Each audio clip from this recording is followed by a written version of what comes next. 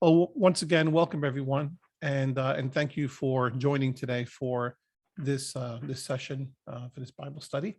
And today I'm kind of excited because we have some material that I find very interesting, and hopefully you will as well. And specifically, we're going to talk a little bit about some prophetic material today in the book of Daniel, and specifically, we're going to focus on 3 chapters in the latter part of the book, from chapter 7 through 9. And let me just say a few general things about this before we go on. So the first thing is that you may recall that we actually read through the entire book of Daniel not too long ago, and hopefully you remember most of that material. But we didn't really have a lot of time to go through anything in any great detail. So I'd like to fix a little bit of that today and go into some things in greater detail. I have a lot to share with you today, and that's why I made this a 2-hour study today instead of just an hour and a half. I want to show you some different things. I'm going to be, moving from screen to screen, and of course, we're going to have the scripture up on screen as well. But I really want to enjoy this study, and I hope that it's something that it's meaningful to you and that gives you some food for thought. I'll tell you one of the things that I mentioned not too long ago when I went over some prophetic material a while back, and just some general ground rules with regard to prophecy. Prophecy is one of those things that everyone out there, in a religious setting, loves to do. It's like everyone's greatly interested in it, but the problem with it is that there are all kinds of outlandish theories and outlandish ways of looking at things that everybody wants to be dogmatic. And I should say everybody, but a lot of people want to be dogmatic about what they feel about this symbol or that symbol or this particular section of scripture or that particular section of scripture. I don't do that. To me, that's a losing battle. It does a disservice to you. It does a disservice to me, because with as many interpretations as there are out there about different things, particularly with the book of Revelation and with the book of Daniel, for anyone to say this particular thing is definitively this or that, I believe is a mistake.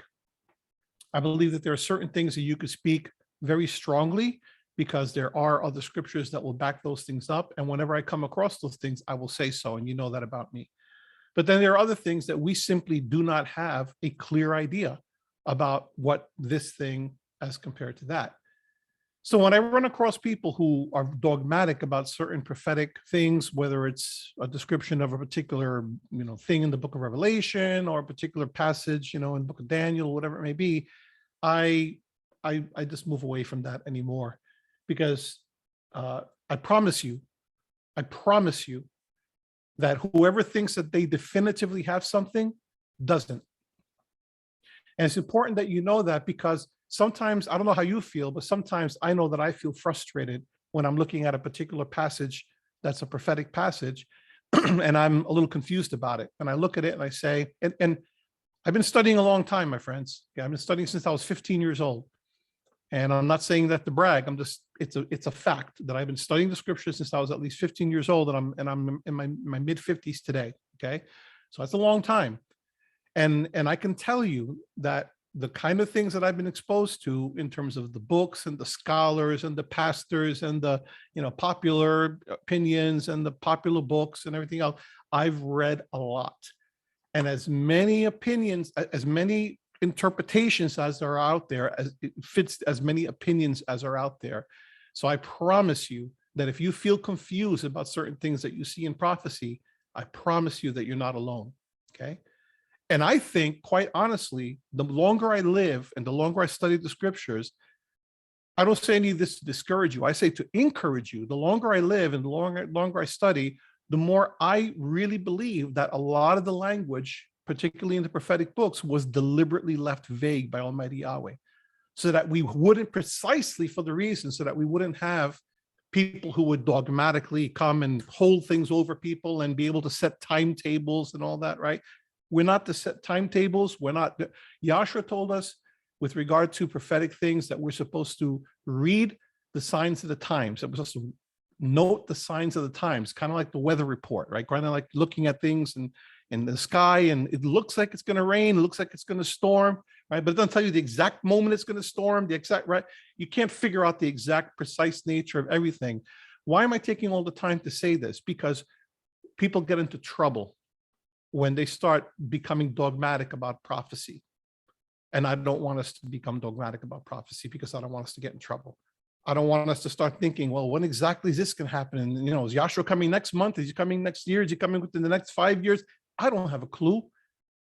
It might be 200 years before Yahshua returns, for all I know.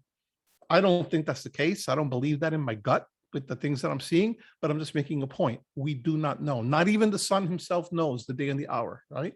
So let's get it out of our head that we have to have everything perfectly and every interpretation honestly. So for example, today, let me just take away the suspense with regard to Daniel 7-9 that is chock full of some pretty deep information with regard to the prophetic events that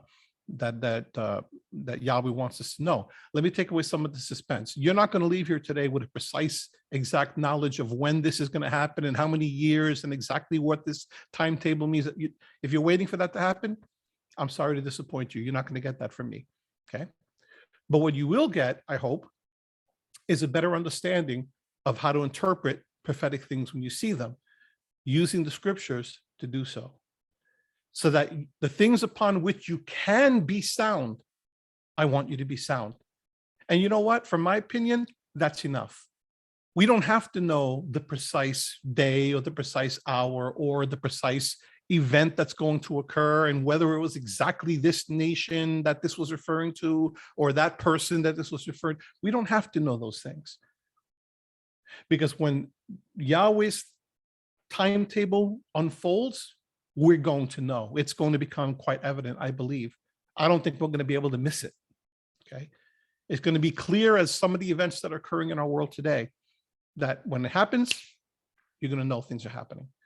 So anyway, a long introduction because I want to set expectations with regard to prophetic events, okay?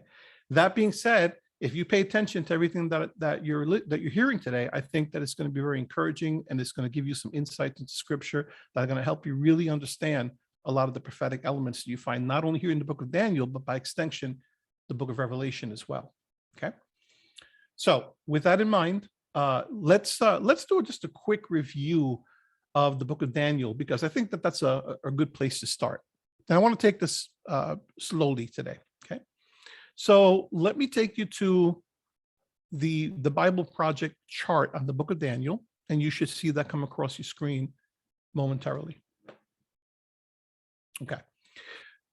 So I'm going to proceed with each of these screens. So I don't have my buddy with me today to point everything out. So I'm going to proceed unless she reaches out to me separately, and I'm going to assume everything's okay. So this is a chart of the book of Daniel. Let me make it a little bit larger here if I can. And let me just kind of take you through the general sense of the book, so that because you should always, whenever you're looking through the scriptures, you should always, especially when you're trying to look at something like prophecy, you should always, and by the way, the Jews don't even view that in the book of Daniel, just so you know, as a prophetic book. They view it more as a wisdom type of thing. And so it's kind of interesting. So anyway, but whenever you're looking at prophetic elements, you always want to understand the full context, so that you don't take any one particular thing out of what it was originally intended to mean. So the book of Daniel was written with regard to the exiles in Babylon, and particularly the ones who went out in the first wave. So if you recall, I mentioned to you when we were reading through the book of Daniel that there were actually two different waves in which people were taken out of, by the Babylonians, out of Judah and brought into Babylon. And within the first wave, you found Daniel and his companions that are described in the book. Okay, so let me see if I can get a pointer here. Let's see here. Here we go. Okay, so his friends Azariah, Mishael, and Hananiah right? Otherwise known as Abednego, Meshach, Shadrach. And of course, Daniel was referred to as Belteshazzar. And those are the Babylonian names that were given because they were trying to change their identity.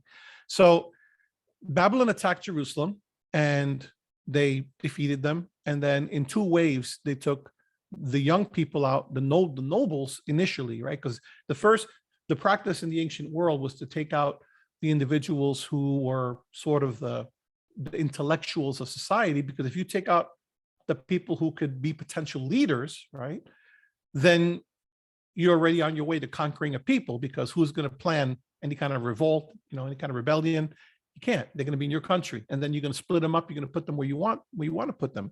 So they bring them into Babylon to serve in Babylon, and they proceed to try to brainwash them, right?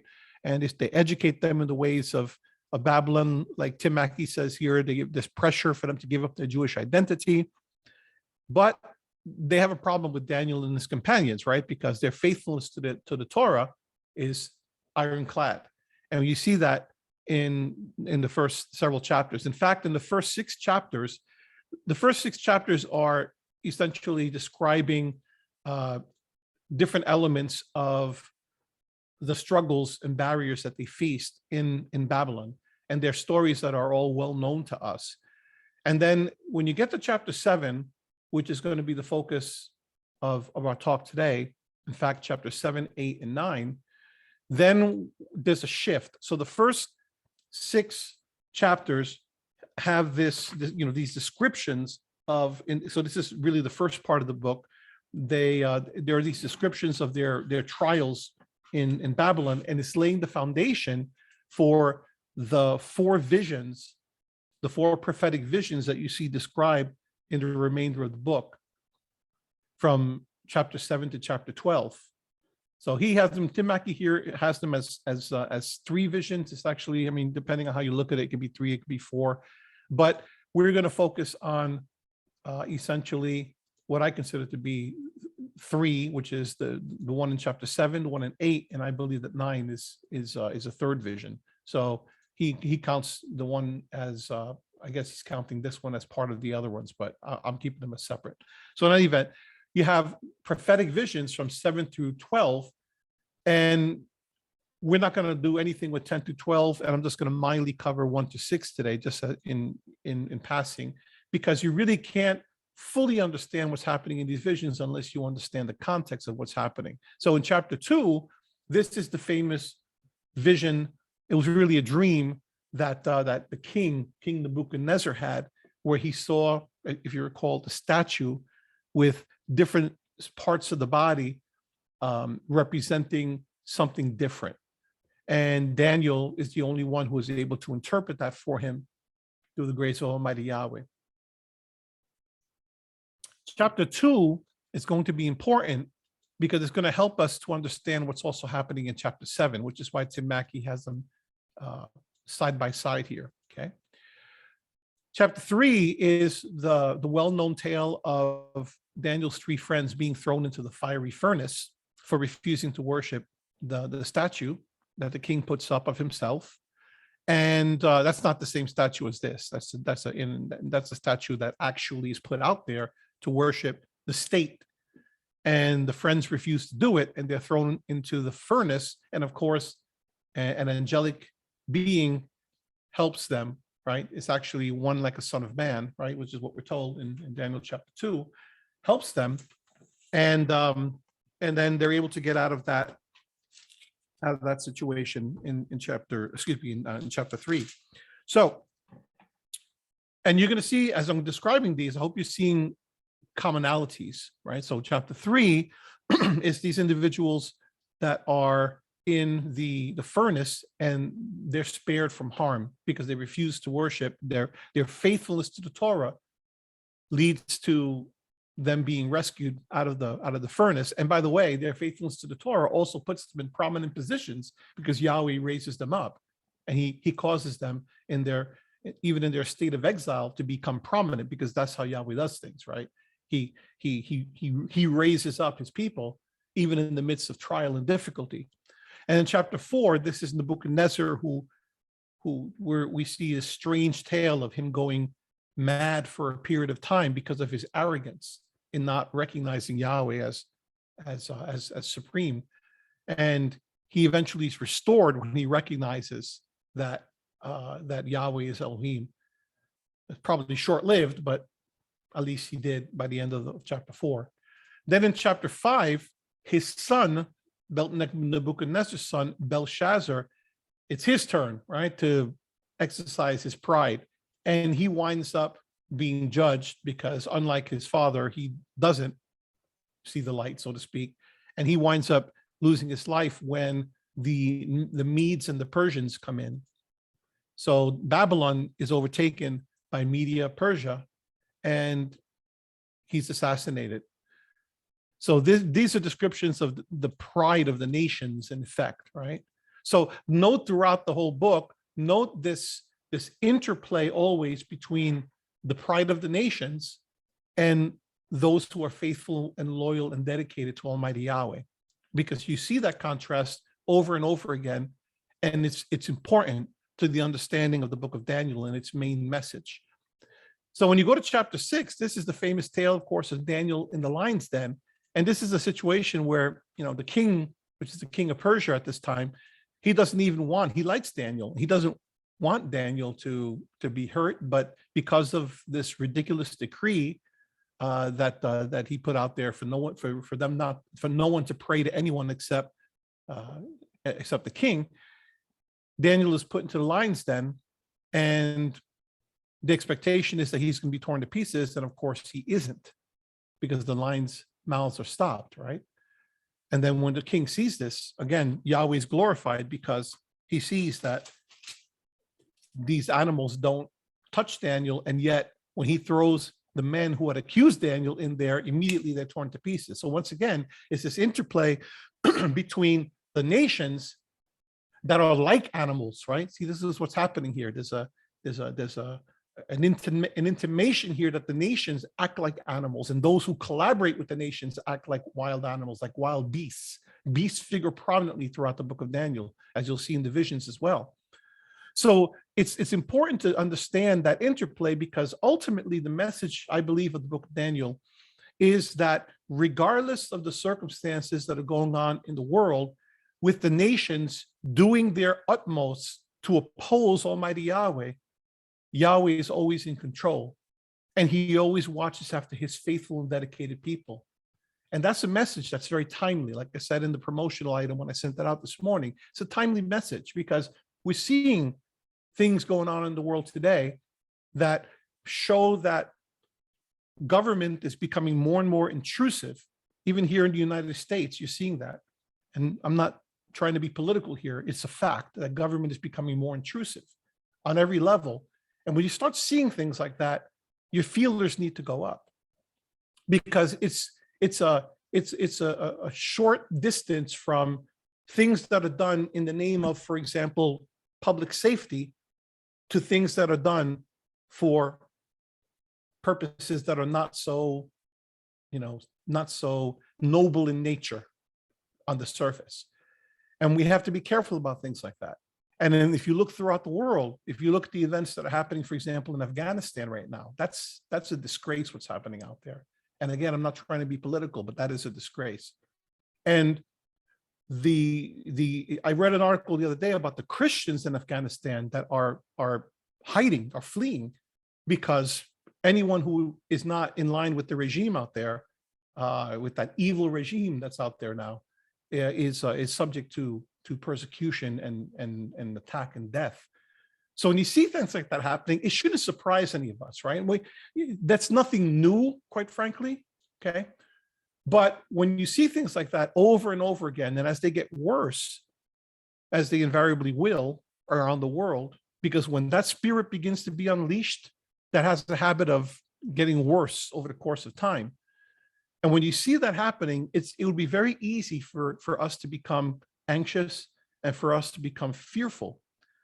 And when we do start going in that direction, I like us to think about the book of Daniel, because there's nothing new under the sun. And the kind of things that you're seeing in the book of Daniel are just an ancient version of what's happening even today and what will continue to happen onward into the future. And the thing we always sort of remember through all this ultimately is that, as we know, but we know it on an intellectual level, but we need to know it here too, in the heart. Yahweh is in full control and Yahweh sees. And the nations are raging. They're doing their utmost to do their thing, but ultimately they will not overtake those who have a heart towards Elohim. And Yahweh's people will be vindicated in the course of time. And the world will be vindicated in the course of time. New creation, right? So there are certain things that at my age and with the understanding I have now, I no longer worry about. I no longer worry about ideas of the world being destroyed by humankind. It's never going to happen. Mankind cannot destroy what Yahweh created and he declared to be good. They can do a lot of damage, and they have, and we have, right? But they will not destroy it. There will be no flaming, fiery apocalypse. We'll talk about the word apocalypse in a few minutes. There will be no flaming Armageddon, right? And all the, Hollywood taking over, and no.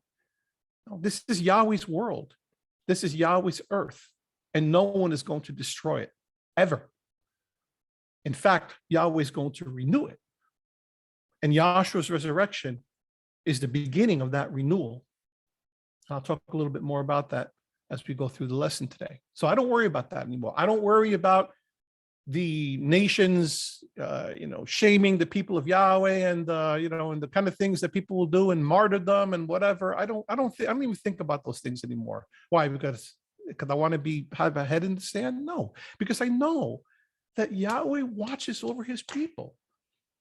Am I naive? And do I not know that things can happen and people can get hurt and people can even lose their lives? Of course they can. It's happening right now. But the big picture, we always have to think about the big picture.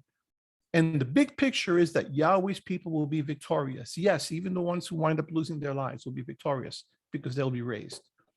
And I know that sounds terrible, but it's also wonderful because we have the final victory. And I need you to understand that. And the book of Daniel very strongly brings that out. So let's go back to the diagram for just a couple of seconds here. So the theme of Daniel is that Yahweh's people are going to have a victory. And when you look at this here and you see this dream that we're going to go over in a little bit, because we're going to read through 7, 8, and 9, you're going to see that the nations that are depicted by these beasts, they're going to be something fierce, right? There's something that presumably you should fear, and yet Yahweh has the victory over them all. So when you look at that, you see, you think about something like Psalm 2, right? There are several passages of scripture that's important to keep in mind as you look at these chapters as sort of foundational. So Psalm 2 is very important. So let's turn there.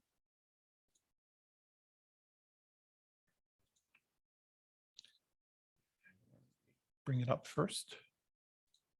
And you should see it come across your screen momentarily.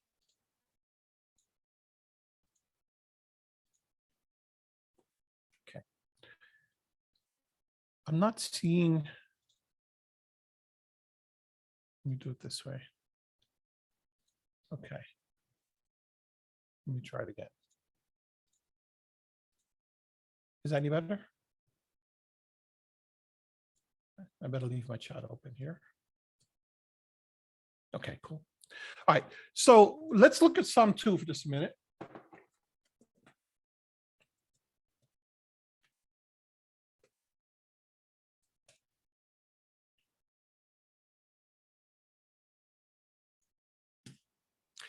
Why do the nations conspire? You know what? I'm going to do a more modern translation because this is a little bit too stilted for me. So let's stick with the NIV for now.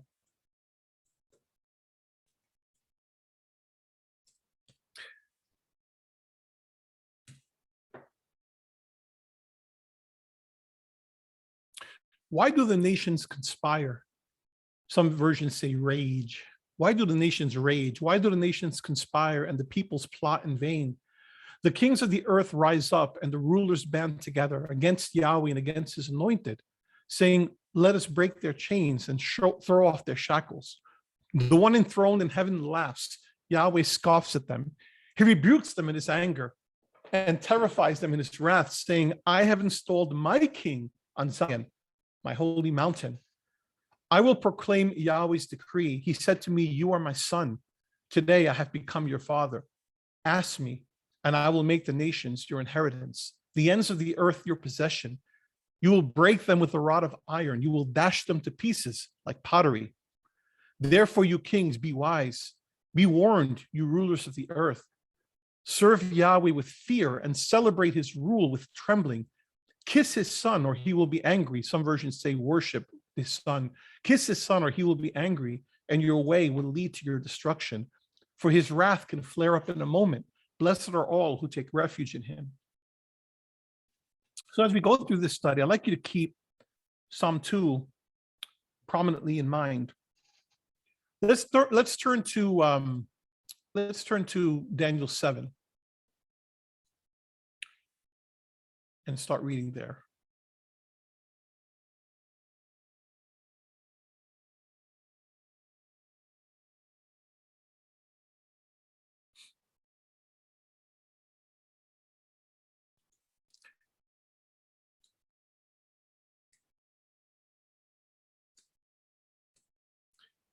In the first year of Belshazzar, king of Babylon, Daniel had a dream. So Belshazzar is Nebuchadnezzar's son.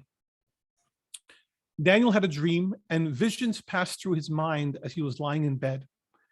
He wrote down the substance of his dream. Daniel said, in my vision at night, I looked, and there before me were the four winds of heaven churning up the great sea. Four great beasts, each different from the others, came up out of the sea. So let's just stop there. I tell you what, I'm going to read through the whole chapter, and then I'll come back and unpack it so you can get the whole context. Okay, so four great beasts, each different from the others, came up out of the sea. The first was like a lion, and it had the wings of an eagle. I watched until its wings were torn off, and it was lifted from the ground so that it stood on 2 feet like a human being, and the mind of a human was given to it. And there before me was a second beast, which looked like a bear. It was raised up on one of its sides, and it had 3 ribs in its mouth between its teeth. It was told, get up and eat your fill of flesh. After that I looked, and there before me was another beast, one that looked like a leopard. And on its back it had 4 wings like those of a bird. This beast had 4 heads, and it was given authority to rule. After that, in my vision at night, I looked, and there before me was a 4th beast, terrifying and frightening and very powerful. It had large iron teeth. It crushed and devoured its victims and trampled underfoot whatever was left. It was different from all the former beasts, and it had 10 horns. While I was thinking about the horns, there before me was another horn, a little one, which came up among them. And 3 of the first horns were uprooted before it. This horn had eyes like the eyes of a human being and a mouth that spoke boastfully. That's really strange, right? As I looked, thrones were set in place, and the Ancient of Days took his seat. His clothing was as white as snow. The hair of his head was white like wool. His throne was flaming with fire, and its wheels were all ablaze. A river of fire was flowing, coming out from before him. Thousands upon thousands attended him. 10,000 times 10,000 stood before him. The court was seated, and the books were open. Then I continued to watch because of the boastful words the horn was speaking. I kept looking until the beast was slain and his body destroyed and thrown into the blazing fire. The other beasts had been stripped of their authority, but were allowed to live for a period of time. In my vision at night, I looked, and there before me was one like a son of man, coming with the clouds of heaven. He approached the Ancient of Days and was led into his presence. He was given authority, glory, and sovereign power. All nations and peoples of every language worshiped him. His dominion is an everlasting dominion that will not pass away, and his kingdom is one that will never be destroyed. I, Daniel, was troubled in spirit, and the visions that passed through my mind disturbed me. I approached one of those standing there and asked him the meaning of all this. So he told me and gave me the interpretation of these things. The 4 great beasts are 4 kings that will arise from the earth. But the holy people of the Most High will receive the kingdom and will possess it forever. Yes, forever and ever. Then I wanted to know the meaning of the fourth beast, which was different from all the others and most terrifying, with its iron teeth and bronze claws, the beast that crushed and devoured its victims and trampled underfoot whatever was left. I also wanted to know about the 10 horns on its head and about the other horn that came up, before which 3 of them fell. The horn that looked more imposing than the others and that had eyes and a mouth that spoke boastfully.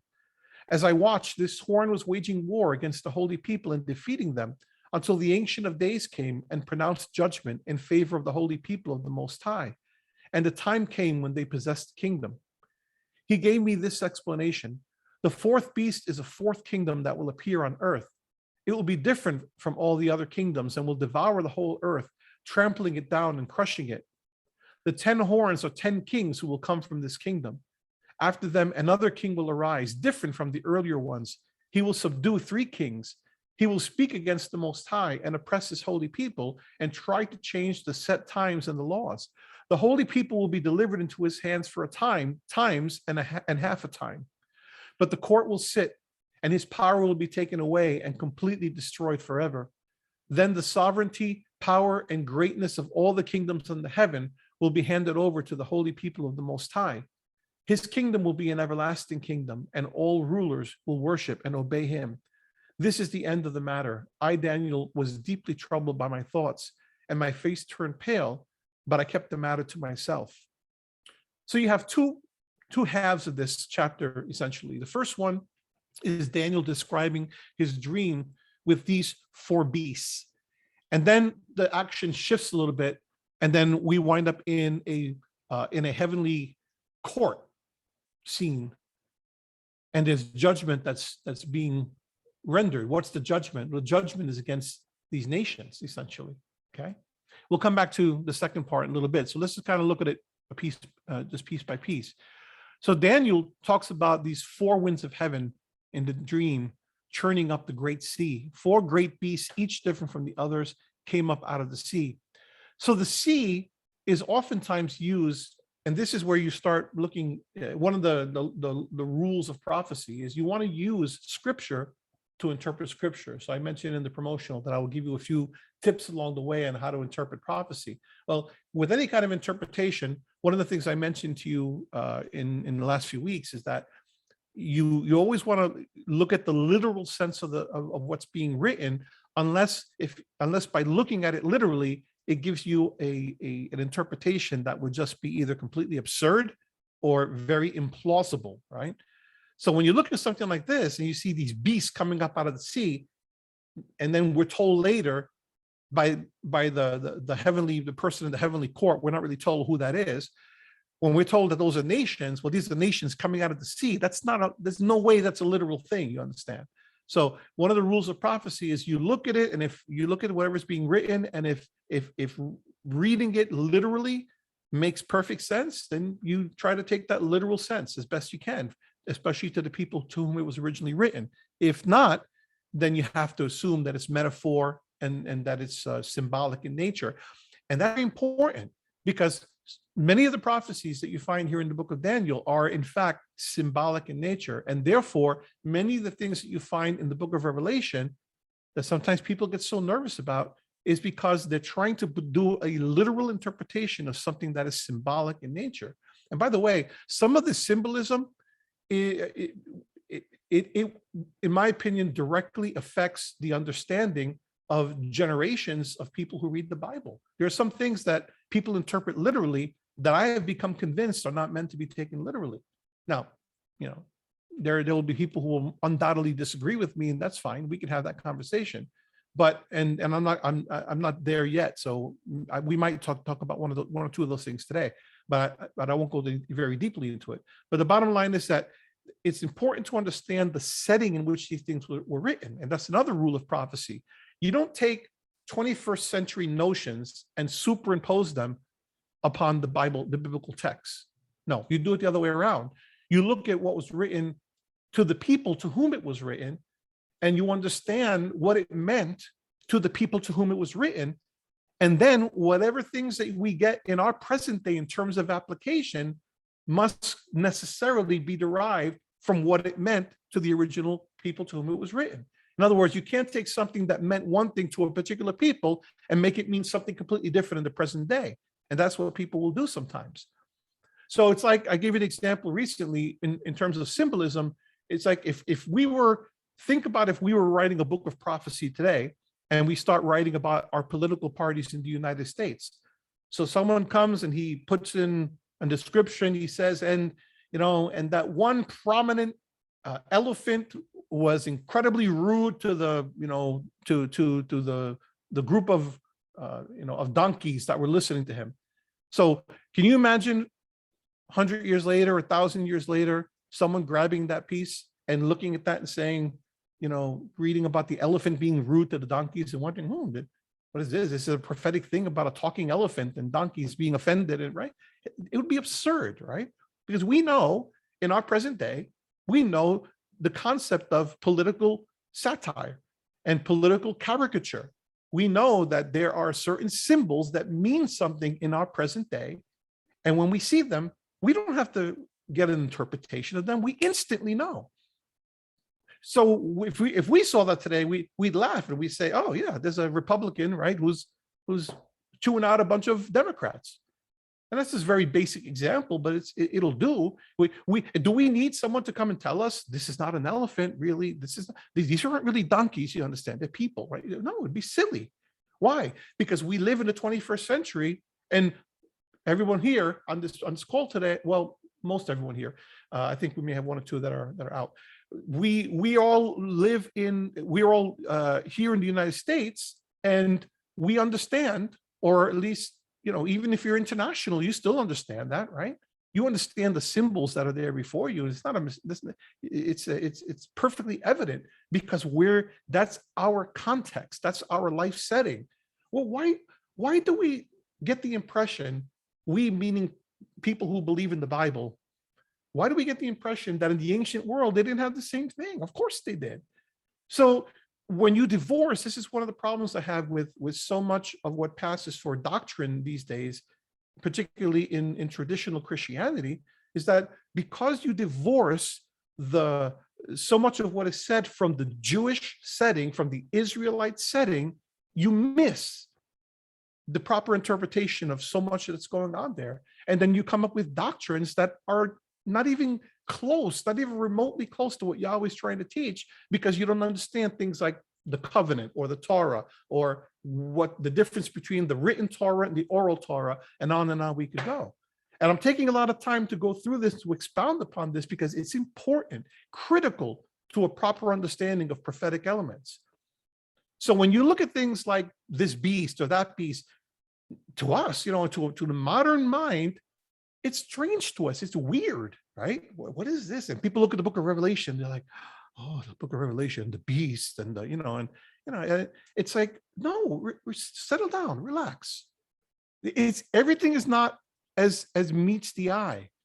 We have symbolism in our day, and they had their symbolism too. And to the people of the first century to whom this would have been written, this would have been very, very clear to them. They instantly, just as instantly as we would understand the GOP and the Democratic Party with the animals, they understood their symbols as well. So when they saw beasts in the ancient world, they understood this is talking about nations. When they saw something that involved a horn, okay, the horn that you find on the animals, they understood that we're not talking about horns on an animal. They understood that the horn is quite easily a symbol of power. It's a symbol of kingship, of strength of a nation, for example. It would have been clear as a bell to them, right? In our day, our task in interpreting prophecy is to, and not just prophecy, but anything in the scriptures, is to try to do our best to research the life setting into which these things were written. So if we see a man that had several wives, right, like Abraham or whatever, why did he have that? Well, we know that's an error in terms of, there are people who are going to try to prove polygamy by that, to say, hey, Abraham was a righteous man, he had more than one wife. No, Abraham did it wrong. He did it wrong. And he had to grow in his understanding over time.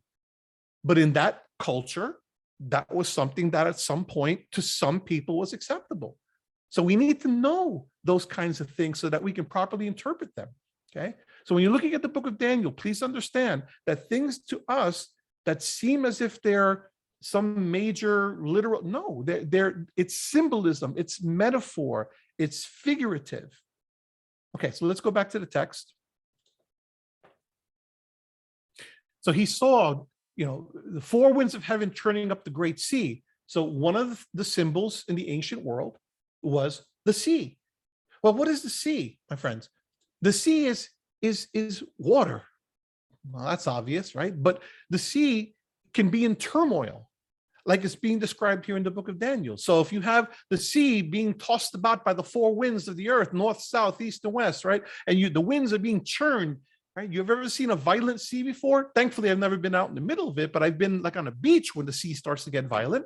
And some of you, I don't know if any of you had experience. I don't know if some of you were in the Navy or what, but some of you may have experienced it on the seas themselves. And it's a scary thing, because what does it represent? Well, it represents chaos. The sea, and that is an ancient symbol of chaos, of the primordial waters, right? You even see it, in the book of Genesis, right? You see, let me bring it up here.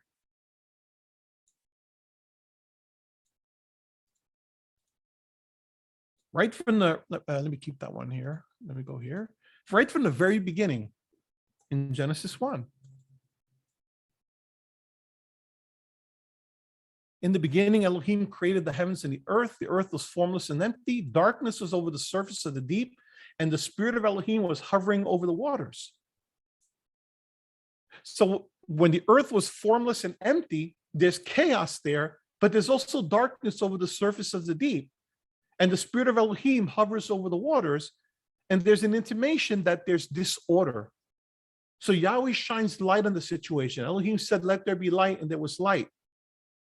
And then he separated the light from the darkness. And then he says, "Let there be a vault between the waters to separate water from water." And then he separates the water from the land, right? Let the water under the sky be gathered to one place, and let dry ground appear. And everything is starting to put in place, and he brings order out of chaos. But we start in chaos.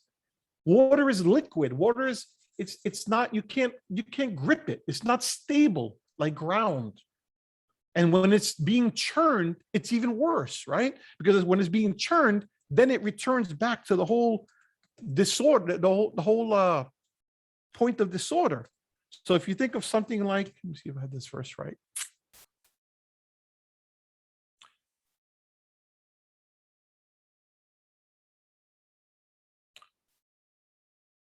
I'm going to have to look up a few things because I don't always remember them. So just bear with me while I look up my trusty verses here.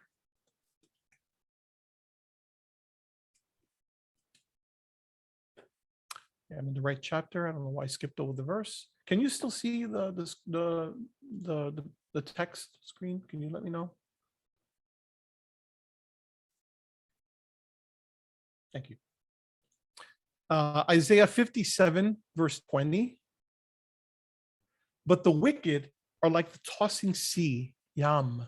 The wicked are like the tossing sea, which cannot rest, whose waves cast up mire and mud. There is no peace, says Elohim, for the wicked. See, it's this chaotic thing that's going on here, right? In the Babylonian Enuma Elish, you have the idea of the forces of evil and the chaos as represented by the seas, and the Canaanite Baal myths also, right? You have waters that are primordial waters, always. Job 38.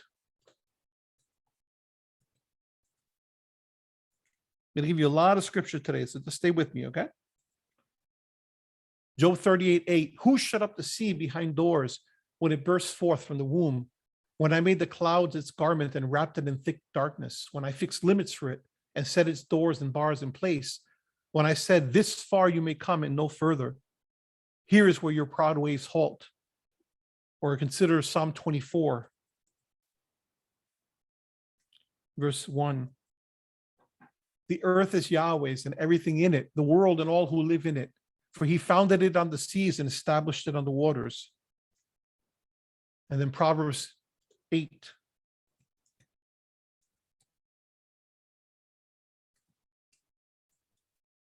Verse 22. Yahweh brought me forth as the first of his works before his deeds of old. I was formed, this is wisdom. I was formed long ages ago at the very beginning when the world came to be. When there were no watery depths, I was given birth. When there were no springs overflowing with waters.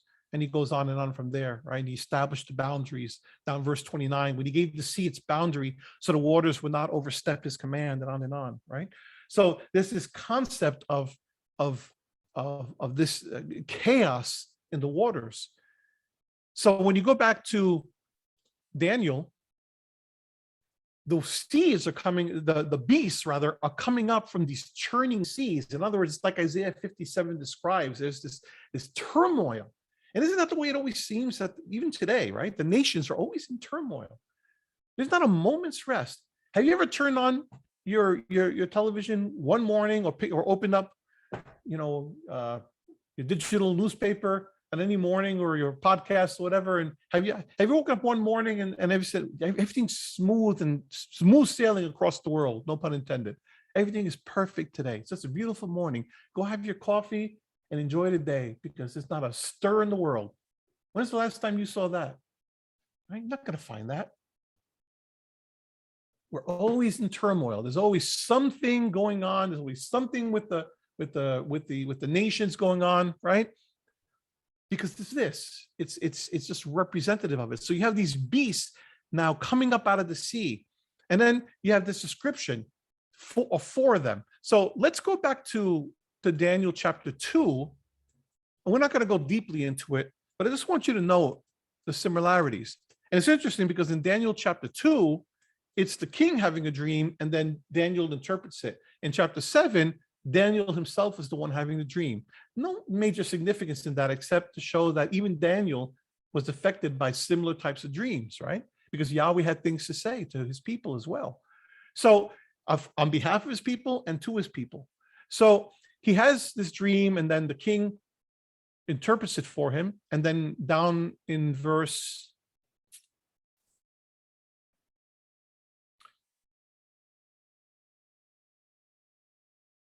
31, he starts to tell him the dream. And he describes the statue. The head of the statue, verse 32, was made of pure gold, its chest and arms of silver, its belly and thighs of bronze, its legs of iron, its feet partly of iron and partly of baked clay. While you were watching, a rock was cut out, but not by human hands. It struck the statue on its feet of iron and clay and smashed them. Then the iron, the clay, the bronze, the silver, and the gold were all broken to pieces and became like chaff on a threshing floor in the summer. The wind swept them away without leaving a trace. But the rock that struck the statue became a huge mountain and filled the whole earth. This is almost an exact parallel of what you're finding in Daniel 7, as I'll explain in a minute. Then he gives him the interpretation. And he says in verse 39, verse 36, this was a dream, and now we will interpret it to the king.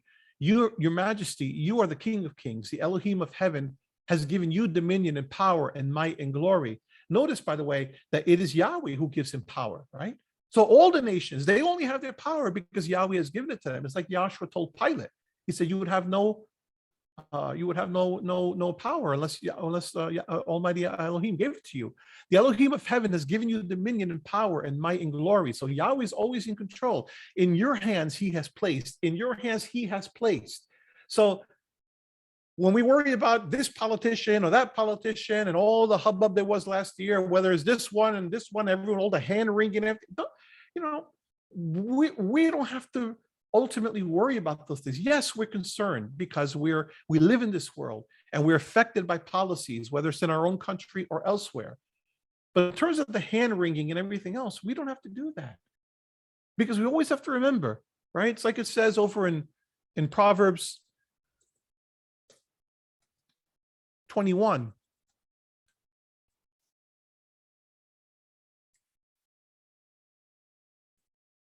It says the king's heart, Proverbs 21:1. The king's heart is a stream of water in the hand of Yahweh. He turns it wherever he will.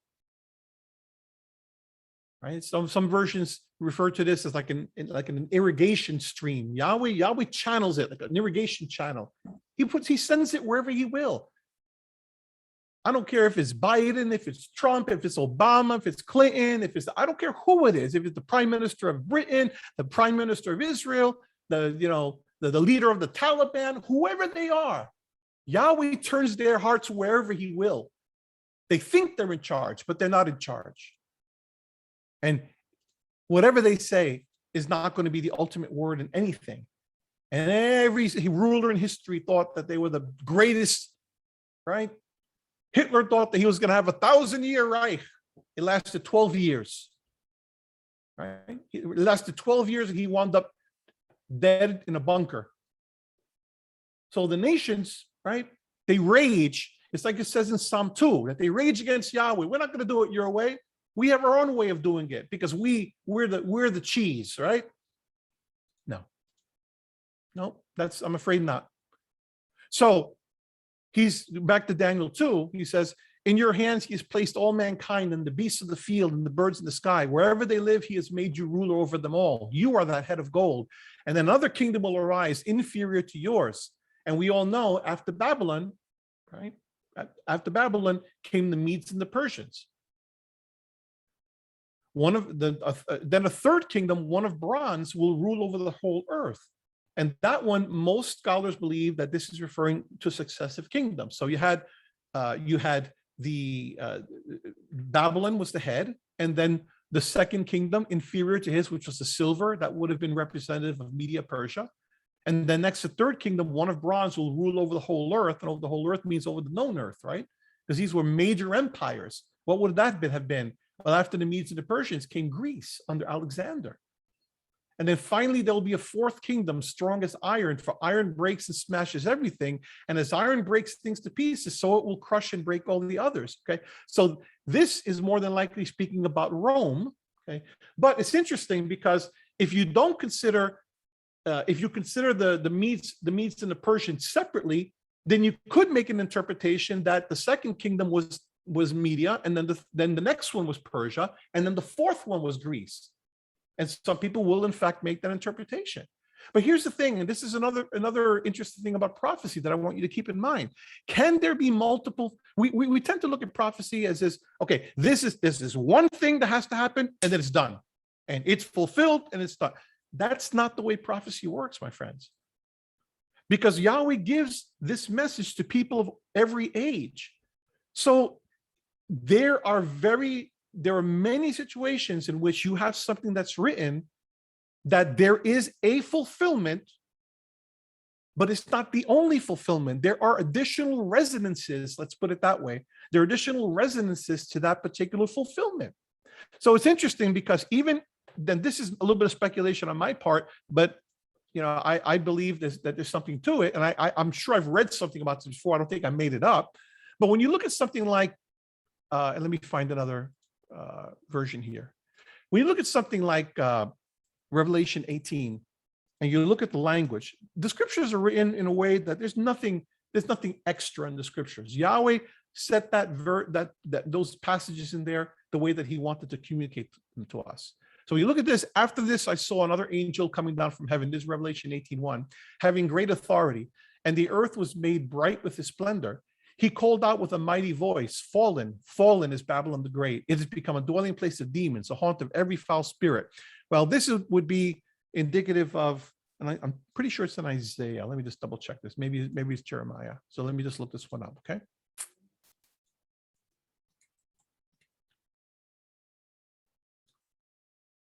Isaiah 21:9. This is an allusion to Isaiah 21:9.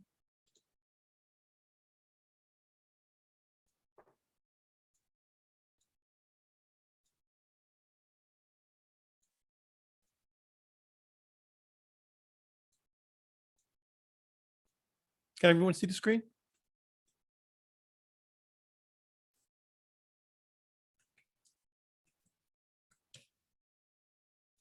Okay.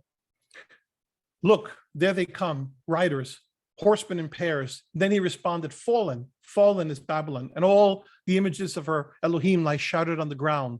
Nafal, right? What is that? It's written twice. Fallen. Why not just fallen is Babylon the Great? Well, fallen. It could be just signifying intensity, right? It's like fallen. Like they really, right, fell hard. I don't think it's just speaking about intensity. In my opinion, one of the reasons you have repetition like that is because there's an indication that it's not going to happen just once. So there are periods in history where Babylon has fallen, and they've fallen more than once. So the fallen that you see Isaiah describing could be referring to an event which had not happened yet, which is Babylon that was going to rise and then fall in their day, right? Because remember, the Babylonian Empire had not taken over Judah until Jeremiah's time, 100 years after Isaiah. And the Babylonian Empire fell, as we see in the book of Daniel, it fell to the Medes and the Persians. But what are we seeing in the book of Revelation? Well, it's not talking about an event that already happened hundreds of years before. It's talking about a yet future event. So fallen. It's not. History will repeat itself. In other words. So, and if it did in their day, it possibly will happen in our day as well. Is my point. It's like people talk about the and I'll say it in the terms that people know it. They talk about the Antichrist, right? Anti-Messiah, as we know it, right? Well, what is anti-Messiah? And the word anti-Messiah means the term anti here is not only implying against. It's not only implying against Messiah, like we know anti, right? You're anti, you're against. That's part of it, but it's not the only thing. In addition, the word anti is actually referring to a counterpart that is usually a counterfeit.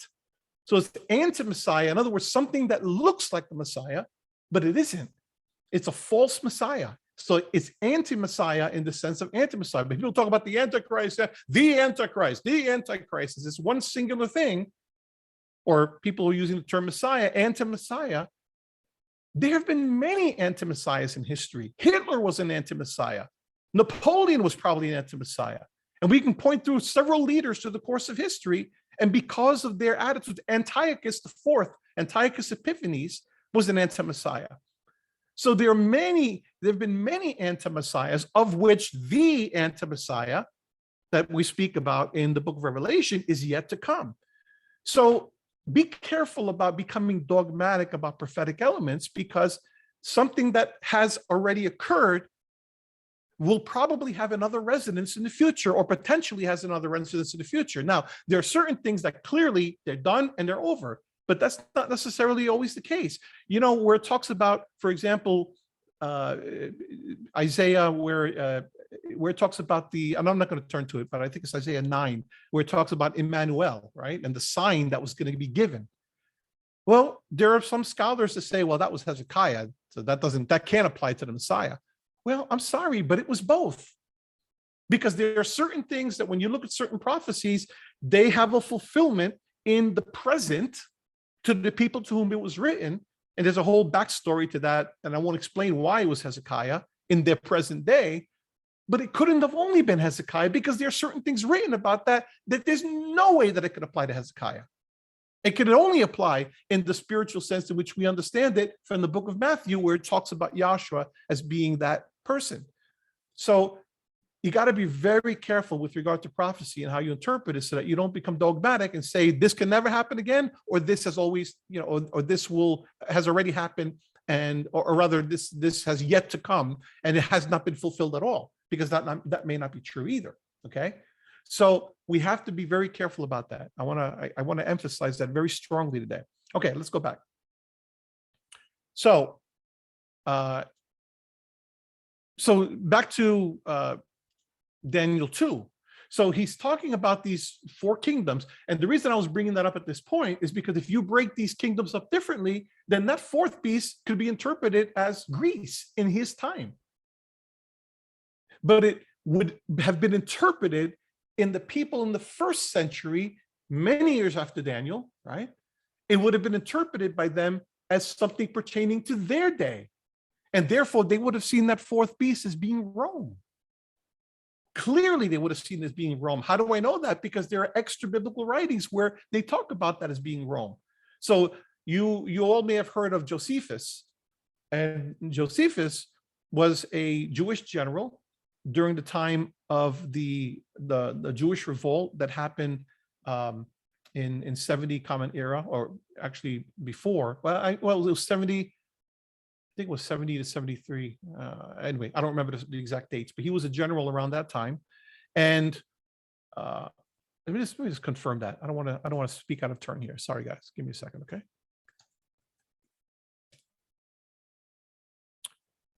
Yeah.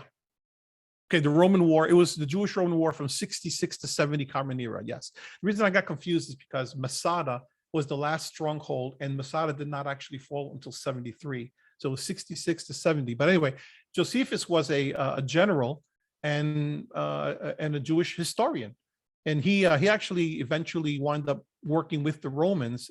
He was an aide to Titus, who was the one who eventually came into Jerusalem. But it's interesting because he writes in his book Antiquities. There are two main works that he's particularly famous for, and one of them is called Antiquities of the Jews, and the other one is called the Jewish War, and Jewish Wars, I think it is.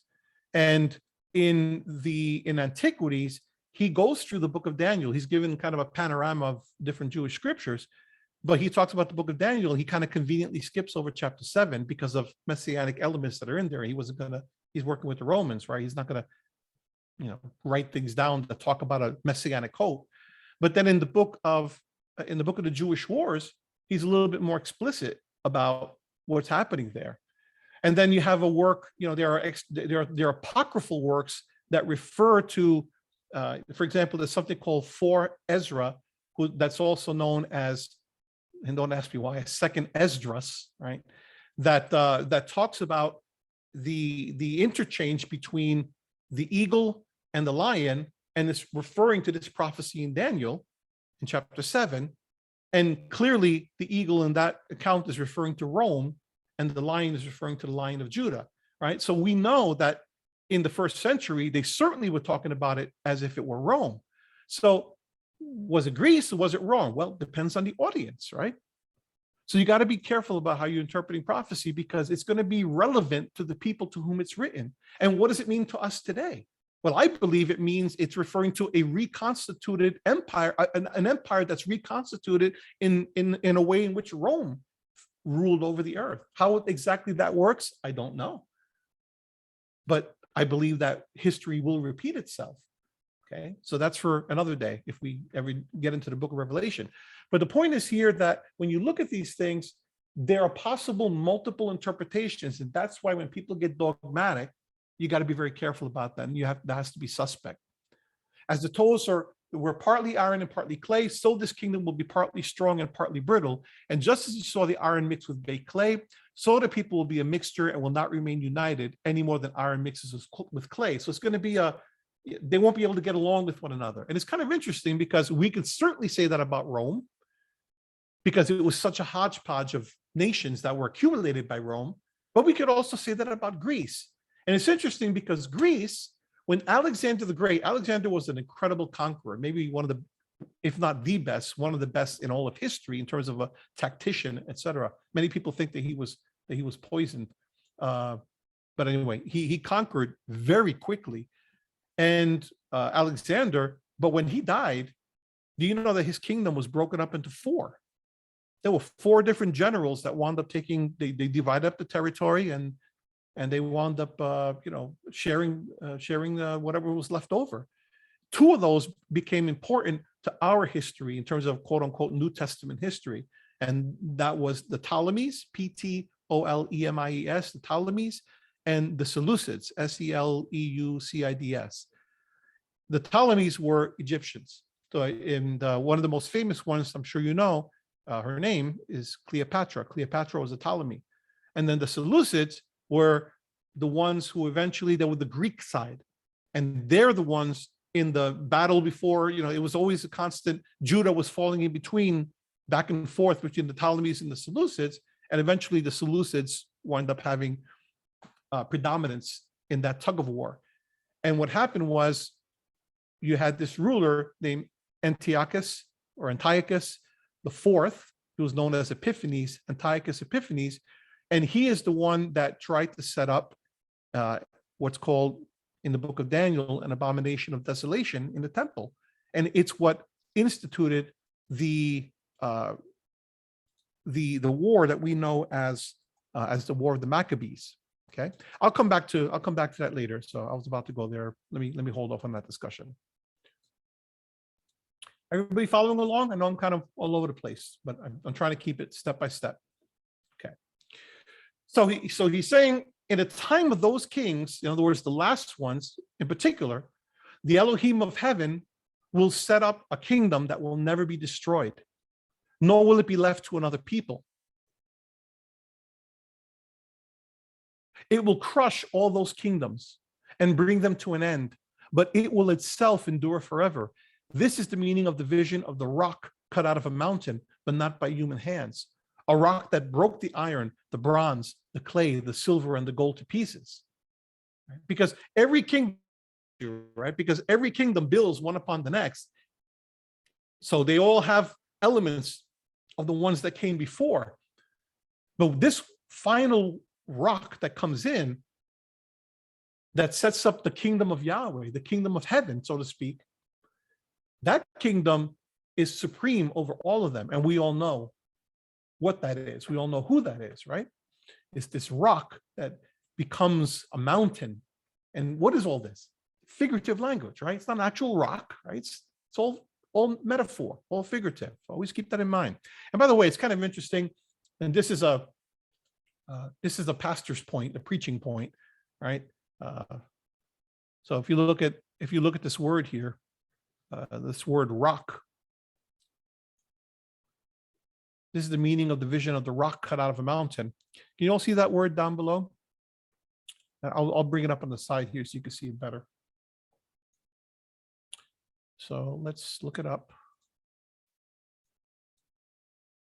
in the dictionary. And you see it on the right here. Can everyone see that? The word is Evan, means stone, right? It can be a large or small stone. Right? I don't like the word stone because when I think of a stone, I think of something relatively small. But a stone could be huge or it could be okay. But it's a stone. It's a rock, right? But it's interesting because the word is the word Evan, and just an interpretation here. If you break this word up, right? The first part here, av, the word av means what? Anybody know? Think of the word Abba. What is someone's putting in a father? Yes, someone that's not my wife, because she's heard me say all this stuff all the time. And the word Ben is what? Someone just screamed out, son. Yes, right? It's kind of interesting. Father and son in one, right? That's stone. Just take that for whatever you will. It's coincidence? Maybe. I just see a lot of things in the scriptures that I don't think are coincidence, and that's one of them. Okay, it's kind of neat. All right. Yeah, I love you too. All right. So let's go back to the text here. So seeing this vision, right? This dream more accurately, and going back to Daniel 7, you have a parallel here with these four beasts. So the first was like a lion, right? And it had the wings of an eagle. And we're not going to go through every symbol here because we don't have time. I watched until its wings were torn off and it was lifted from the ground so that it stood on 2 feet like a human being. And the mind of a human was given to it. And if we would sit here and analyze, we could probably find characteristics of these nations that would lend themselves to these particular descriptions. So this would correspond to Babylon, this first one here. And there before me was a second beast, which looked like a bear. It was raised up on one of its sides, and it had 3 ribs in its mouth between its teeth. So this is pretty fierce, right? It's already feeding, has 3 ribs already in its mouth. And it was told, get up and eat your fill of flesh. So it's a pretty fierce nation. And this is the Medes and the Persians. If you go by the scheme of the Medes and the Persians being looked at together, okay? If not, this might be the Medes, the next one might be the Persians, and the next one might be Greece, right? After that, I looked, and there before me was another beast, and one that looked like a leopard, and on its back it had 4 wings like those of a bird. This beast had 4 heads, and it was given authority to rule. And notice always, it was given authority to rule. They have to be given authority. They don't have any authority in and of themselves. After that, verse 7, in my vision at night I looked, and there before me was a 4th beast, terrifying and frightening and very powerful. it had large iron teeth. So it's interesting because, well, I'll come back to that. It had large iron teeth. It crushed and devoured its victims and trampled underfoot whatever was left. It was different from all the former beasts, and it had and it had 10 horns. And what are these horns? These horns are individual kings. They're individual powers, is what they represent. And it's interesting because two things here. One of them is that it's significant that this vision of beasts, even though everybody knew who would have been hearing this in those days, even though they knew it was metaphor, this would have been a terrifying vision for them. And it's especially repulsive to them because they're hybrids. It's not just a lion. This is a lion that has wings of an eagle. It's a hybrid, right? So if you look at something like Leviticus 19:19, there's a problem with hybrids, right? I'll just read it to you so we don't waste time going to it. 19:19 says, keep my decrees, do not mate different kinds of animals. Do not plant your field with two kinds of seed. Do not wear clothing woven of two kinds of material. The actual Torah prohibitions against this kind of confusion. And that's what these things represent. So it lends to the aura of wildness and violence and confusion and chaos with these nations, you see. Why? Because the nations are raging. This is Psalm 2 stuff, right? This is the nations raging against Yahweh and his ways. It's interesting because they have authority from Yahweh, but yet they use it to pursue their own ends and not to pursue Yahweh's ends. In their minds, Yahweh, they don't know that Yahweh's, right? Proverbs 21:1, that Yahweh's turning them exactly where he wants them to go. On no day does Yahweh see something going on and say, didn't expect that one, right? Everything that happened this week over in Afghanistan, missed it.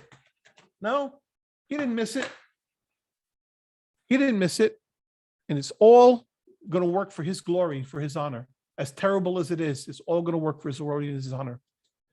And there before me was the second beast, a bear, has 3 ribs in its mouth between his teeth, right? And it looks like a bear. It's not exactly a bear, but it looks like a bear, right? And it's violent. It's one of the most violent animals known to man. And then the next one is another hybrid. It's a leopard, and it also has 4 wings like those of a bird. And not only that, it has 4 heads, right? So it's deformed also, and has 4 heads. So this is why I think that this is Greece, right? Because this beast has 4 heads, and when Alexander dies, it's the 4 generals that wind up having the power, right? And then you have this fourth one, and it's interesting because when you get to the 4th beast, it's not even described like an animal, right? It's described almost like this big mechanical thing, has large iron teeth, and it crushes its victims. And is different from all the other beasts. It doesn't look like anything else. It has 10 horns. It's extremely powerful, and powers come from it. While I was thinking about the horns, there before me was another horn, a little one, which came up among them. It doesn't tell you from which beast necessarily it comes from. But it does say that 3 of the first horns were uprooted before it. So of these 10 horns, 3 of them, this one little horn is so powerful that it uproots 3 of those horns. Now, if we look deep enough, we could probably see an interpretation in Rome of a little horn that would have persecuted the believers, right? We know, for example, that Domitian was such a ruler, okay? But if you're looking at it from the perspective of this being Greece, if you're in that time period, very clearly this little horn is Antiochus IV, Antiochus Epiphanes, who comes up and wages war against the Jewish people, right? So, and at this point, let me look that up real quick. So just give me a minute, okay?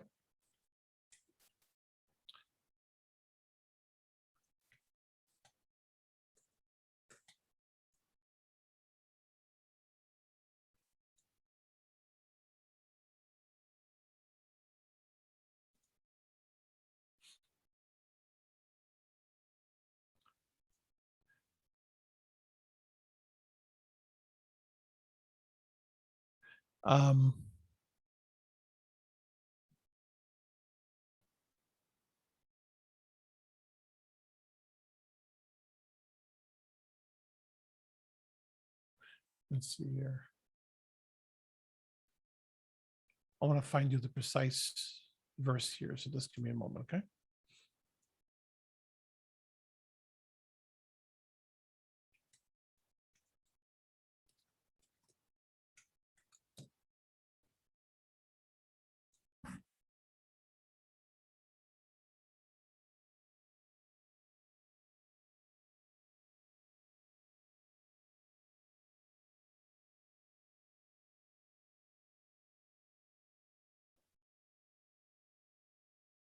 Okay, I don't want to waste time looking for it. I could find it a specific place, but the in the book of Maccabees it describes how the war started. I can read this to you here. Let me do this. So I can at least give you the account here, and I'll bring it up on screen so you can see it.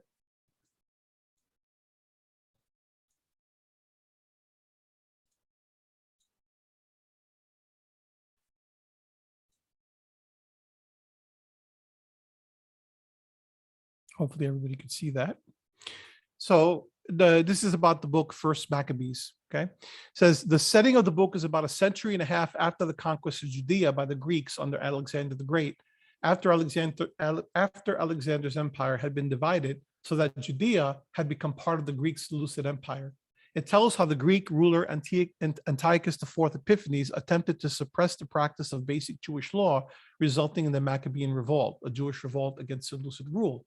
The book covers the whole of the revolt from 175 to 134 BCE, highlighting how the salvation of the Jewish people in this crisis came from Mattathias' family, particularly his sons, Judas Maccabeus, Jonathan Apphus, and Simon Tassi, and Simon's son, John Hyrcanus. In the first chapter, Alexander the Great conquers the territory of Judea and is later succeeded by the Seleucid Antiochus IV Epiphanes. After successfully invading the Ptolemaic kingdom of Egypt, Antiochus IV captures Jerusalem and removes the sacred objects from the temple in Jerusalem, slaughtering many Jews. He then imposes a tax and establishes the fortress in Jerusalem. Antiochus then tries to suppress public observance of Jewish laws in an attempt to secure control over the Jews. Does it sound like anyone else in history that we know? Take your pick, there are a few. In 168 BCE, he desecrates the temple by setting up an abomination of desolation, that is, establishing rites of pagan observance in the temple or sacrificing an unclean animal on the altar in the Holy of Holies. Antiochus forbids both circumcision and possession of Jewish scriptures on pain of death. He forbids observance of the Sabbath and the offering of sacrifices at the temple. You know, the Taliban are looking at people's phones to see if they have Bible apps on the phone, to see if they're Christians so that they can kill them. They're going from house to house looking for people and hanging them when they find them in their mind as being collaborators or being Christians. Every age has its animals, and that's the way that people are acting in this regard. It's the spirit that behind it, right? This is the thing that Yahshua fights against, is that spirit. Forget the people, forget the characters, forget the names, forget the nations, forget the ethnicities, forget the specifics of the geopolitics. It's all the same because there's a spirit behind it, which is what Yahshua has conquered through his death and resurrection, and that he will put down all of this as history continues to march on. So let me go back to the text here because I'm running a little behind time here. So that little horn comes up, and 3 of the first horns were uprooted before it. This horn had eyes like the eyes of a human being and a mouth that spoke boastfully. And yes, these anti-messiahs that come up speak boastfully because they think that they are it. As I looked, thrones, and then the situation changes. And as I looked, thrones were set in place, and the Ancient of Days took his seat. So now we switch to a heavenly courtroom, right? And now judgment is going to be placed upon these nations, or is going to be effected against these nations. Who is this Ancient of Days? Well, the Ancient of Days clearly is Almighty Yahweh himself. The Ancient of Days took his seat. His clothing was as white as snow. Remember, this is a physical representation that is perhaps metaphorical in nature. Perhaps it is the way that he manifested himself in the vision, just so that there would be a way for Daniel to envision this, right? Because how do you envision spirit, right? His clothing was as white as snow. The hair of his head was white like wool. His throne was flaming with fire, and its wheels were all ablaze. So when you look at something like this, you think about something like Ezekiel chapter 1, where it talks about Yahweh on his throne, his chariot, right? Is on the chariots with his throne. Or you look at something like Revelation chapter 1.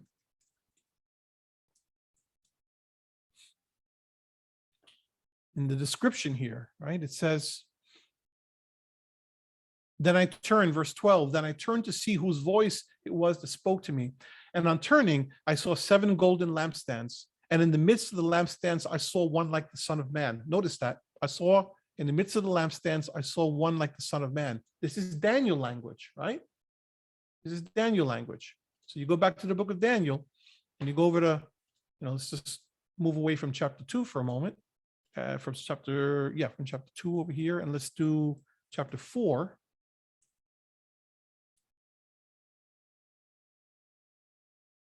Excuse me, 3. And this is the guys that are put into the fire, right?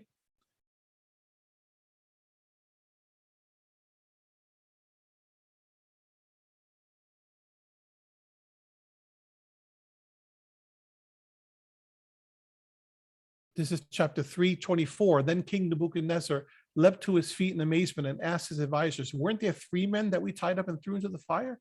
They replied, certainly, your majesty. He said, look, I see 4 men walking around in a fire, unbound and unharmed. And the 4th looks like a son of Elah, right? The son of Elohim. And then, let me see if I missed it here. So the language, right? There's something that comes up that was unexpected, right? So you see that over here as well. In the midst of the lampstands, I saw one like the Son of Man. Okay, this is not son of Elah, but it's someone like the Son of Man. But it's a similar concept. Clothed with a long robe and with a golden sash across his chest, his head and his hair were white as white wool, white as snow. His eyes were like a flame of fire. His feet were like burnished bronze. This is in Revelation, refined as in a furnace. And his voice was like the sound of many waters. In his right hand, he held 7 stars, and from his mouth came a sharp 2-edged sword, and his face was like the sun shining with full force, right? Look at all this imagery that's here. Is all of this literal? Well, perhaps to an extent, but is it all literal? Is there actually a sharp 2-edged sword coming out of his mouth? Good question. Something to think about, right? But notice the imagery is exactly the type of imagery that you're seeing over in Daniel chapter 7, in the description of the Ancient of Days. Now, this representative that John is speaking with is Joshua, but he's going to look just like his father, right? His clothing was as white as snow. The hair of his head was white like wool. This is the Ancient of Days now. His throne was flaming with fire, and its wheels were all ablaze. A river of fire was flowing, coming out from before him. Thousands upon thousands attended him. This is his entourage, right? 10,000 times 10,000 stood before him. The courts were seated and the books were open. And it's interesting, this river of fire flowing, coming out from before him. Fire is interesting because it's used often in connection with the Almighty. Fire illuminates and warms, but it also burns and consumes, right? It's got that contrast. Then I continued to watch because of the boastful words the horn was speaking, right? So the horn speaking in like in Psalm 2 stuff. And the one in the heavens laughs, right? I kept looking until the beast was slain and its body destroyed and thrown into the blazing fire. So eventually this horn is destroyed. And interestingly enough, the other beasts, the other 3, had been stripped of their authority, but were allowed to live for a period of time. So it's interesting that they're able to continue in history for a period of time, even though they had no authority, but they weren't destroyed like the beast was destroyed. And by the way, Rome was mightily destroyed at some point, right? It took a long time, but it happened. In my vision at night, I looked, and then here we have something extremely interesting. I looked, and there before me was one like a son of man, coming with the clouds of heaven. He approached the Ancient of Days and was led into his presence. He was given authority, glory, and sovereign power. All nations and peoples of every language worshiped him. His dominion is an everlasting dominion that will not pass away, and his kingdom is one that will never be destroyed. Who is that? Clearly, that is Yahshua. Right? Clearly. But there's so much to unpack here that I cannot do it justice, but I'm going to try to give a very quick overview. So this is interesting. Son of Man here, the term is because remember that the book of Daniel was written it's actually written in Aramaic and Hebrew.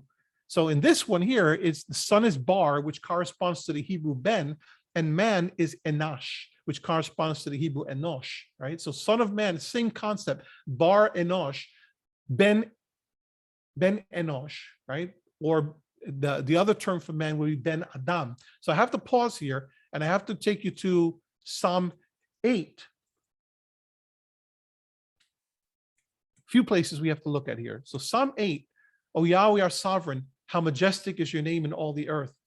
You have set your glory above the heavens. Out of the mouths of babes and infants, you have founded a bulwark because of your foes to silence the enemy and the avenger. What is a bulwark? A bulwark is like a barrier between you. It's meant to push away your enemies. Okay. And so what is this? Out of the mouths of babes and infants, you have founded a bulwark because of your foes to silence the enemy and the avenger. It's the praise coming from children are pushing away the enemy, because the enemy mouths off against Almighty Yahweh. The enemy has opposition always to Almighty Yahweh because of their unbelief and because of their level of disrespect. Unlike children, who Yahshua said what? He said, "Bring the little children to me," right? And he actually quotes from this, and he says, "Haven't you ever heard in the Psalms that out of the mouths of babes and sucklings, you have founded." You have perfected praise, is the way that it's put in the New Testament. What does that mean? It means that the praise of the children, because the children are innocent in their minds. They're not corrupted by the years and years of cynicism of adults, and particularly of adults who have no respect for Almighty Yahweh. So that praise then becomes a barrier and something to push away the foolishness of the nations, you see. And he says, when I look at your heavens, the work of your fingers, because they know, they get it. Children get it. They're innocent. Their minds are not clouded with perversion and corruption. When I look at your heavens, the work of your fingers, the moon and the stars that you established, what are human beings that you are mindful of them? What is this term, human beings? The term is enosh, which is equivalent to the Aramaic enash. What are human beings that you are mindful of them? Mortals that you care for them. And other versions would say, so if you went over to, let's say the NIV, let's go back to NIV. What is mankind that you are mindful of them? Human beings that you care for them. Or if you look at the more traditional translations like the NASB or even the KJV, let's look at the new KJV, right? What is man that you are mindful of him, and the son of man that you visit him? That's how more the older translations put it. That's a literal translation. What is man? And the son of man, Ben Adam. Enosh is referring to this one, man, but the son of man, Ben Adam, is a comparable concept. Why do I say that? Because it's a parallelism. This is what's known in Hebrew poetry as a synonymous parallelism. What is man? What is the son of man? You are mindful of him. You visit him. It's the same idea. It's just expressed in two different ways for emphasis and intensity. And it's interesting because if you really look up this word enosh, it's actually, there's a connotation to it. The language is beautiful. It's just so much always to unpack. The language indicates man in his frailty. Man in his frailty. Very interesting. What is man in his frailty? He's just a mortal. He's just a man. And the same concept, the son of man. The term son of man, you notice that in the NRSV, which was around here somewhere, I think I changed it. It was interpreted as mortal, which is interesting, right? Oh, I lost the thing. Sorry. Give me a minute here.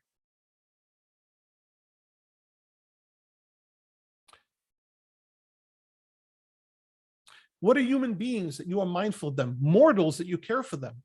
That's actually accurate. There are all these connotations come into that concept of the Son of Man, right? You also see it over in the book of Ezekiel. It's used frequently in the book of Ezekiel. Ezekiel 2, he said to me, "O mortal, Adam, stand up on your feet and I will speak with you." He said to me, mortal. What is this here?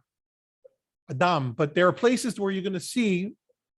Okay, let me see if I find the Hebrew version here. So give me a second.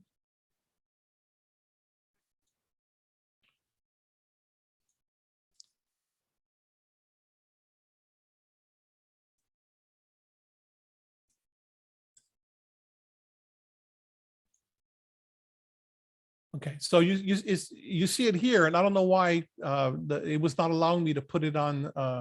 I guess because they combined the two together, but you see it right here. Okay, this says Ben Adam.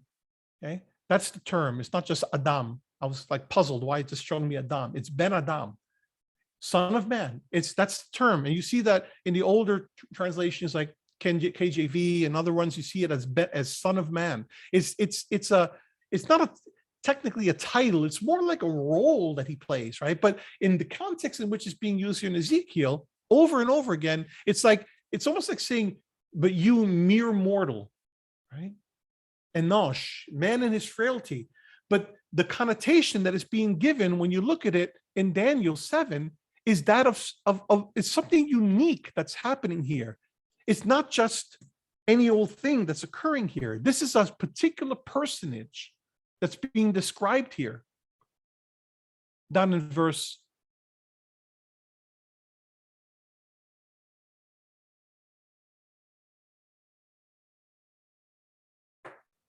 13. He approached in my vision at night. I looked, and there before me was one like a son of man, coming with the clouds of heaven. Remember, I've been explaining to you that Yahshua is the perfect human, right? He is the one that is meant to represent the perfect one who he's the second Adam, right? He's the one that reflects what a human being should be like, what a human being in all its glory was always meant to be like, as an image bearer of Yahweh, to reflect his image throughout the earth. So as such, the Son of Man serves as the representative for all of Yahweh's people. He's Yahweh's representative, and he's the one that comes with the clouds of heaven. That's also significant. He's the cloud rider, right? The cloud rider is another one of those images that in the ancient world would have meant something significant. Matter of fact, in the pagan societies, you had a number of things that were in the clouds, right? The Baals, there was a Baal, a storm god. Baal was a storm god on the clouds. And you had others that were, of course, like always, it's interesting because you look at scholarly works and they say that the Bible appropriated the pagan ideas. No, sorry. Just like they did with certain titles of the Almighty, it's the other way around. The pagans appropriated from Almighty Yahweh, you see. The idea is that the cloud, he's coming on the clouds of heaven. What's that about? It's the concept of the one who does exploits. It's power, right? He has victory. He comes above, and he comes in victory. He ascends and descends as needed, right? So let me give you a few examples here. Psalm 18, and Psalm 18 is one of the better ones because it's packed with all kinds of great information. So let me go to Psalm 18 and read you a little bit more about the one who comes on the clouds. And again, remember, this is imagery. Is this all literal? This is why I say that the time-honored traditions that we have, where, let's say, at the second coming, that Yahshua is going to come on the clouds, is it going to be a literal coming on the clouds, or is this descriptive of an ascendancy to the throne that has nothing to do with a physical, literal coming on the clouds? It's a good question. We have to look at that deeper. We're not going to do that with this study. And by the way, I can already see I'm not going to get through this today. So I'm going to have to continue this next week, Yahweh willing. But I'm going to get as far as I can in the time we have left. But if you look at Psalm 18 is, I was looking at it today, and it was astounding to me because I saw it in a whole new light in the context of all of this. So let's look at this, Psalm 18, verse 1. And I'm going to take you through all of Psalm 18. I just want you to watch the flow here, right? I love you, Yahweh, my strength. I view this, by the way, as a messianic psalm. Yahweh is my rock. There's the concept of the rock again, right? Yahweh is my rock. And the word here is different. It's not Evan, it's Selah, right? But it's a similar concept. Yahweh is my rock, my fortress, and my deliverer. And what is that whole concept of a deliverer, right? Someone who saves you. Yahweh's hand saves, right? What is the gospel message? That Yahweh has taken matters into his own hands to save his people, to rescue his people.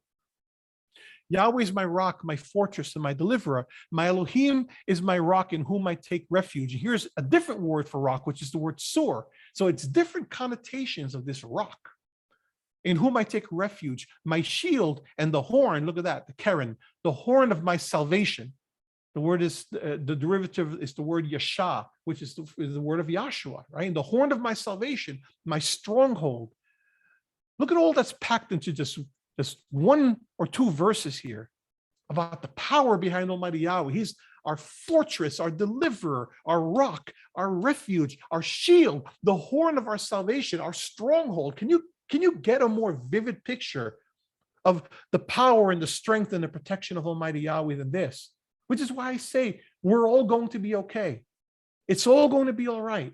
I know that the things that we're seeing around us, even in our world today, are concerning and they could bring up the anxiety. I get that. And that's probably not going to change, but know this. Always remember this. This is who we serve. I call to Yahweh who is worthy of praise, like the children, right? Who praise as a bulwark against the enemies. And I have been saved from my enemies. There it is. The cords of death entangled me. The torrents of destruction overwhelmed me. The cords of the grave coiled around me. You see, this is the snares of death confronted me. In my distress, I called to Yahweh. I cried to my Elohim for help. Does this remind you of anything else? What about this? I'm just jumping from version to version here, but that's okay. It's one of my favorite books. Jonah, right? Jonah 2:1. Then Jonah prayed to Yahweh his Elohim from the belly of the fish. Where is Jonah? In the belly of the fish. Where's the fish? In the middle of the stormy seas. In the waters, in the chaotic waters. I called to Yahweh out of my distress, and he answered me. Out of the belly of Sheol, out of the belly of the grave, I cried, and you heard my voice. You cast me into the deep, into the heart of the seas, and the flood surrounded me. All your waves and your billows passed over me. Then I said, I am driven away from your sight. How shall I look again upon your holy temple? It's interesting because Yahshua is the temple. The waters closed in over me. The deep surrounded me. Weeds were wrapped around my head at the roots of the mountains. It's just like we're seeing over in Psalm 18, right?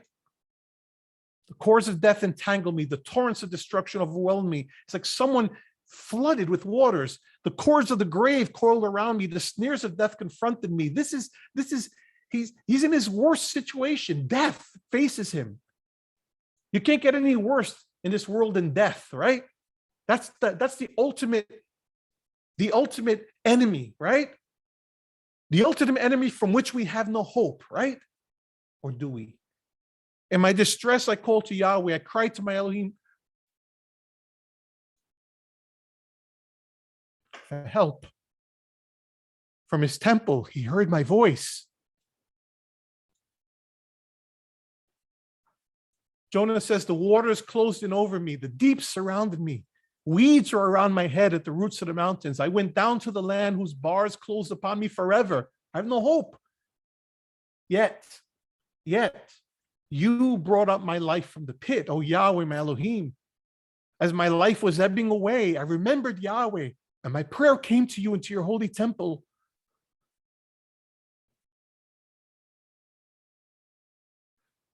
Those who worship vain idols forsake the true loyalty, but I, with the voice of thanksgiving, will sacrifice to you what I have vowed. I will pay. Deliverance belongs to Yahweh. Yeshua, salvation, belongs to Yahweh.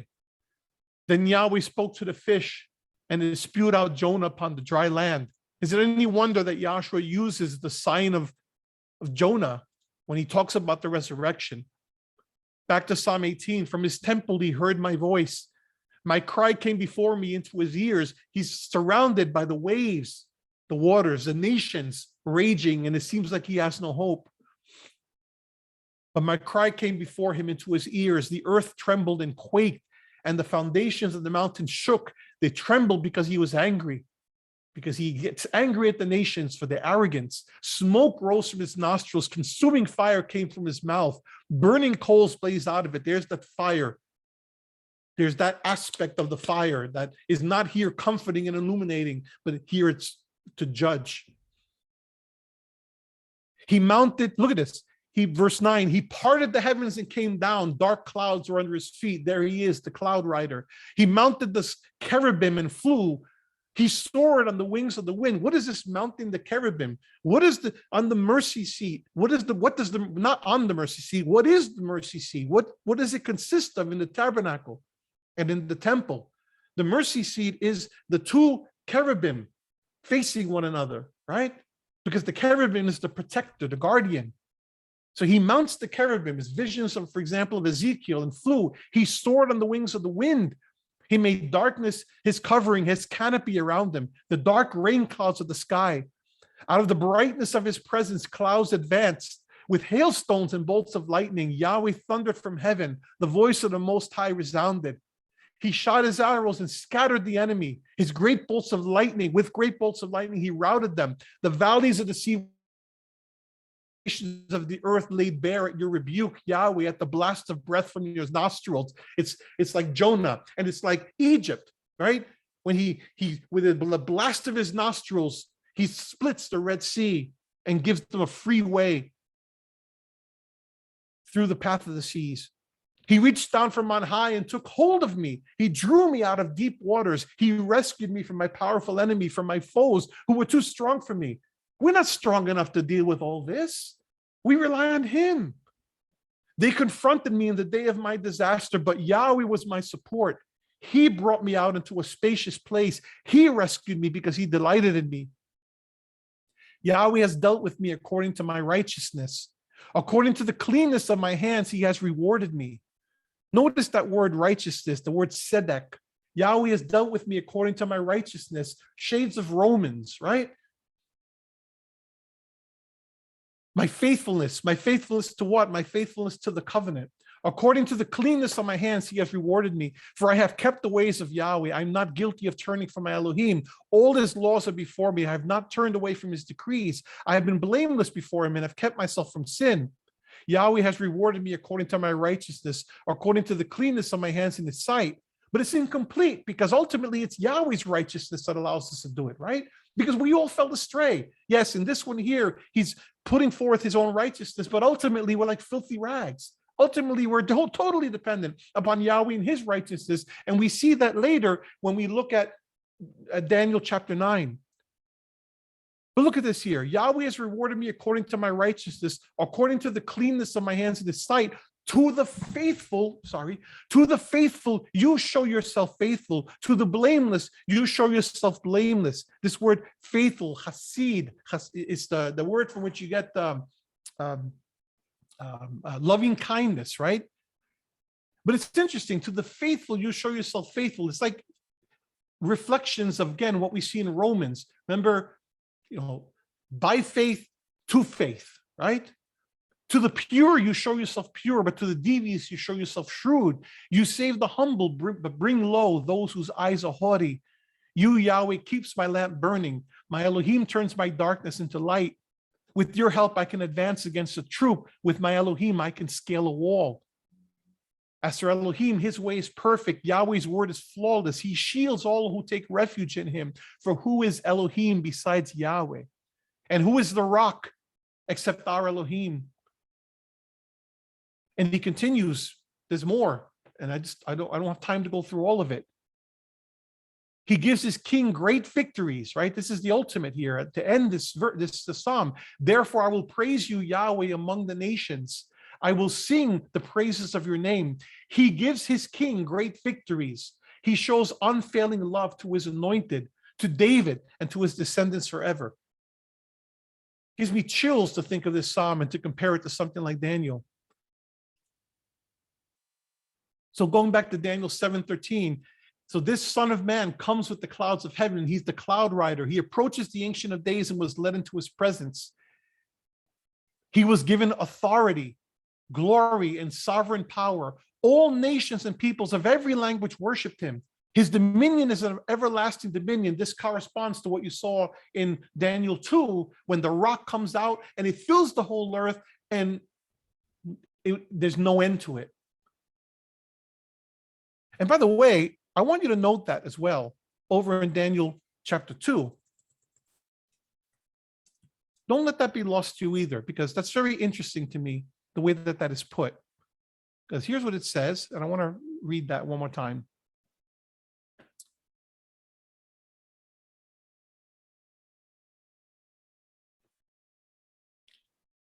Because when he's describing the dream, he says, but the stone that struck the statue became a great mountain and filled the whole earth. The stone that struck the statue became a great mountain and filled the whole earth. What are you noticing about that passage? What is it saying? Somebody put it in the chat for me. What is it saying? Does it happen all at once? It's already a stone, right? Very large stone that strikes the statue. But what does it do? Anybody in the chat? Anybody? Spreads out. It becomes a mountain. It spreads out. It becomes a great mountain and fills the earth. What am I getting at here? What I'm getting at is that I've been ascertaining that Yahshua, when he died and was resurrected, he inaugurated the kingdom of Yahweh. We look around us and we see the turmoil that's going on. Here we are in 2021, over 2,000 years later, and he's still not fully reigning. The stone continues to grow. Doesn't happen all at once. It fills the earth over time. For whatever purpose Yahweh has it, it spreads out. So don't get discouraged when you see what's happening around you, saying, where is the promise of his coming? Which is what people do. It's here. It's working through us, through you, through me, through the witness of his word that goes out to the ends of the earth. And that stone is continuing to grow and will fill the entire earth as a mountain. But the one thing that is certain is that it's here to stay. That stone has hit, and that stone stays until the future. It doesn't end. That kingdom will go on forever. Let me go do a little bit more with this in the few minutes that we have. So we'll just focus on finishing up 7 today. And Yahweh willing, next week we'll continue 8 and 9, because there's too much to see. So he says, let me know if you see. I need to stop sharing that and go back to this here. Okay, so you should see the text now. So it says he was given authority, glory, and sovereign power. So what happens here? He comes and he puts an end to that final beast, right? He approaches the Ancient of Days, and then he comes victorious. So you have the Ancient of Days, who is Yahweh the Father, but it's not all done yet, right? What does it say in Psalm 2? It says,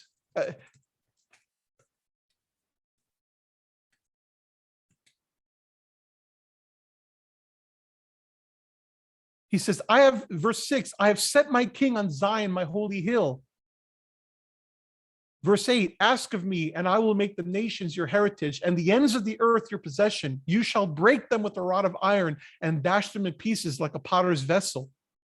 So it's in process. Now, we're not all there just yet, but also you want to take into consideration Psalm 110, which is also a messianic psalm.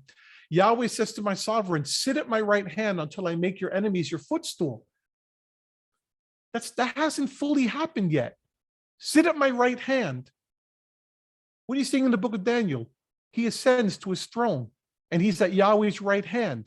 Sit at my right hand. In other words, stay by my side until I make your enemies your footstool. Yahweh sends out from Zion your mighty scepter, rule in the midst of your foes. Your people will offer themselves willingly on the day you lead your forces in the holy mountains. This has not fully occurred yet. You see that happening in Zechariah, places like Zechariah 12 and Zechariah 14, where it says that the host that Yahweh returns with his hosts, and they go to Jerusalem, right? From the womb of the morning, like dew, your youth will come to you. People offer themselves willingly. That's happening now. People are offering themselves all throughout the earth willingly. And on the day that he leads his forces on the holy mountains, they'll be with him.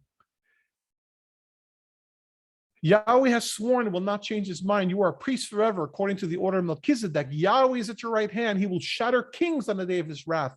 He will execute judgment among the nations, filling them with corpses. He will shatter heads over the wide earth. He will drink from the stream by the path. Therefore will he lift up his head. That's an allusion to the time of Gideon. So there's a lot happening here, right? Going back to Daniel 7, verse 13. So he defeats that final beast, and he is now coming in victory before Almighty Yahweh. He approached the Ancient of Days and was led into his presence. He was given authority, glory, and sovereign power. All nations and peoples of every language worshiped him. There are people who will say, and I was in confusion for a long time, they say, well, you shouldn't be worshiping the sun, right? Well, and I'm talking about non-traditional. Okay. when I refer to traditional Christianity, right, I'm referring to Christianity that has doctrines like the Trinity, etc. So when I'm talking about, and I said this one time, and I should have given a little bit more clarification because I don't know if I freaked people out, right? But I said at the time, I said something like, am I a Christian? Of course I am. Well, yeah, we're all part of that Christian tradition, but we don't worship using the same things that Orthodox Christianity worships because we believe that there are certain errors that have crept in over time, but we're still part of the same tradition. And I believe that there's a purpose in all of that has yet to be fully known. So when I look at something like this, and I see the way that, let me get back to the screen here, and I see these things that are being described, I see the differences in the way people look at Yahshua, for example.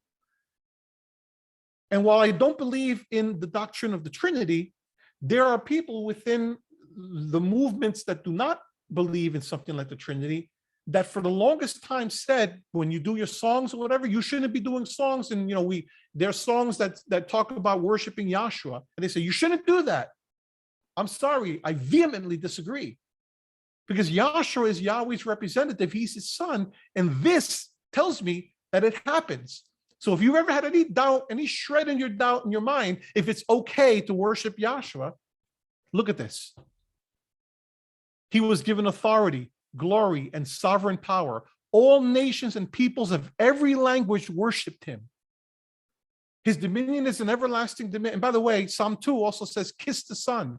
If you look at different versions, some of them will say, honor the Son. Some will say, worship the Son. He is the sovereign king, the one who reigns as a representative of his Father. You worship a king.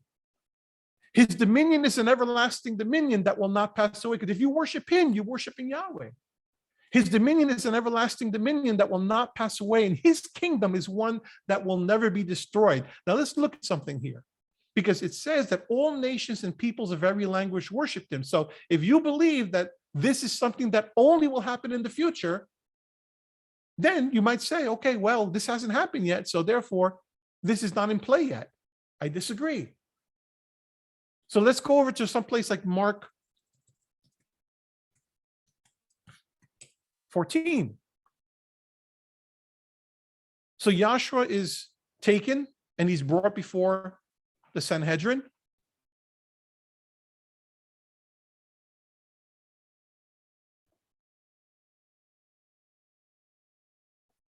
Verse 53, they took Yahshua to the high priest, and all the chief priests, the elders, and the teachers of the law came together. And then they're doing their thing. They're looking for evidence against him. Verse 55, many testified falsely against him, but their statements did not agree. And then some stood up and gave this false testimony against him. We heard him say, I will destroy this temple made with human hands, and in 3 days will build another, not made with hands. Yet even then, their testimony did not agree. And of course, they're twisting things a bit. But in effect, Yahshua was saying, yes, I am greater than the temple. Because the temple is not the temple made with hands, ultimately. I'm the temple.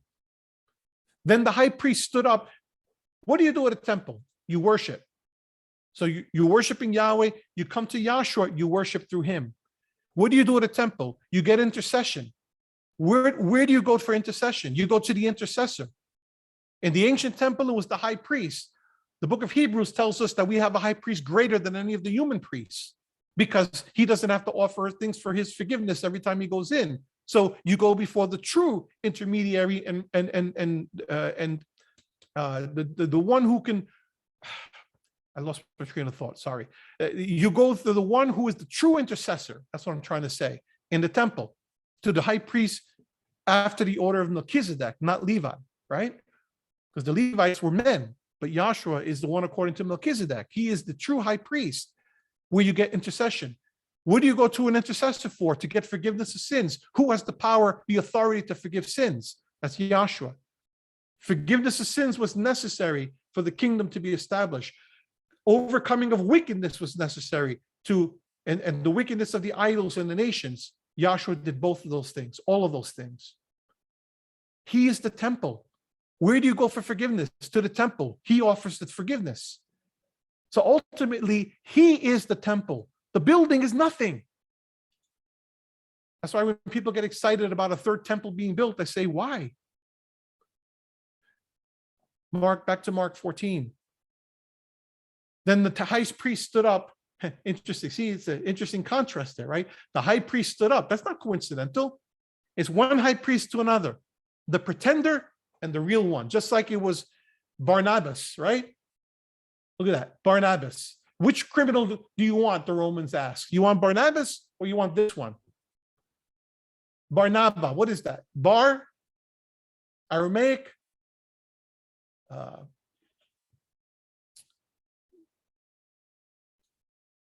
just confirm before I say something wrong here. Give me a second.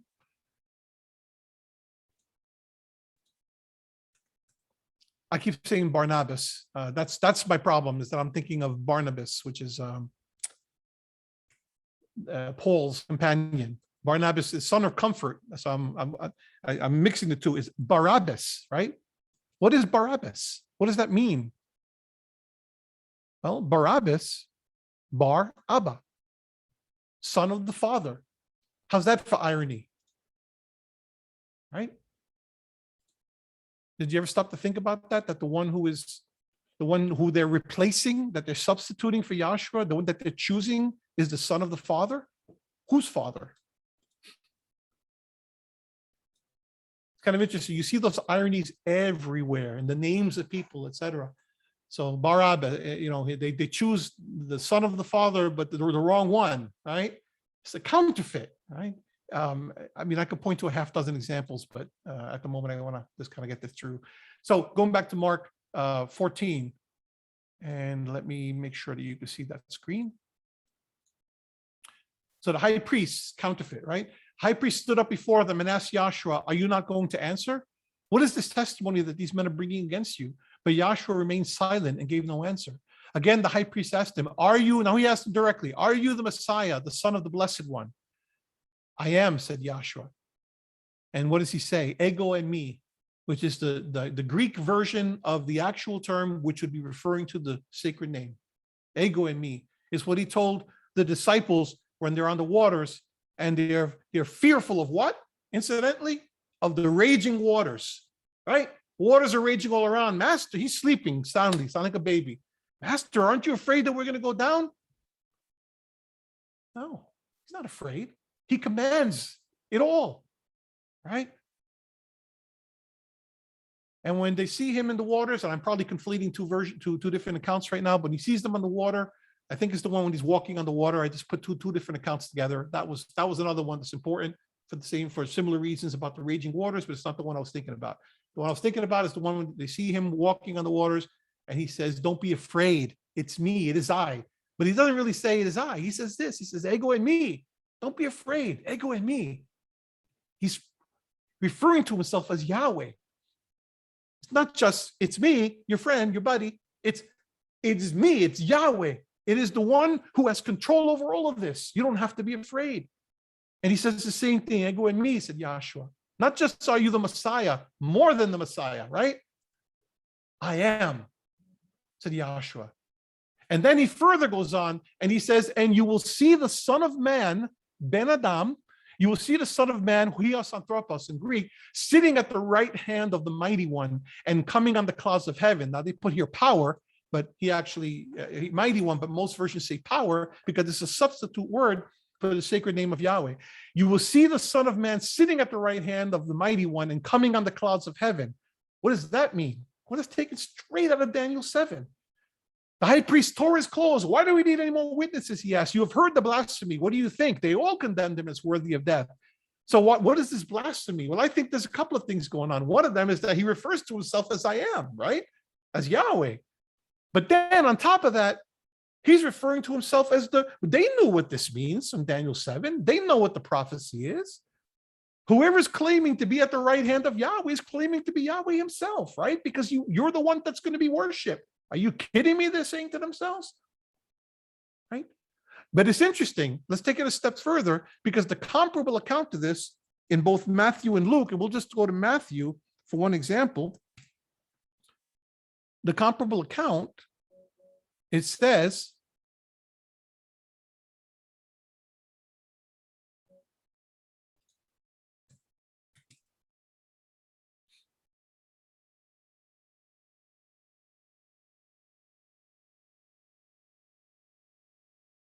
So they take him into their custody.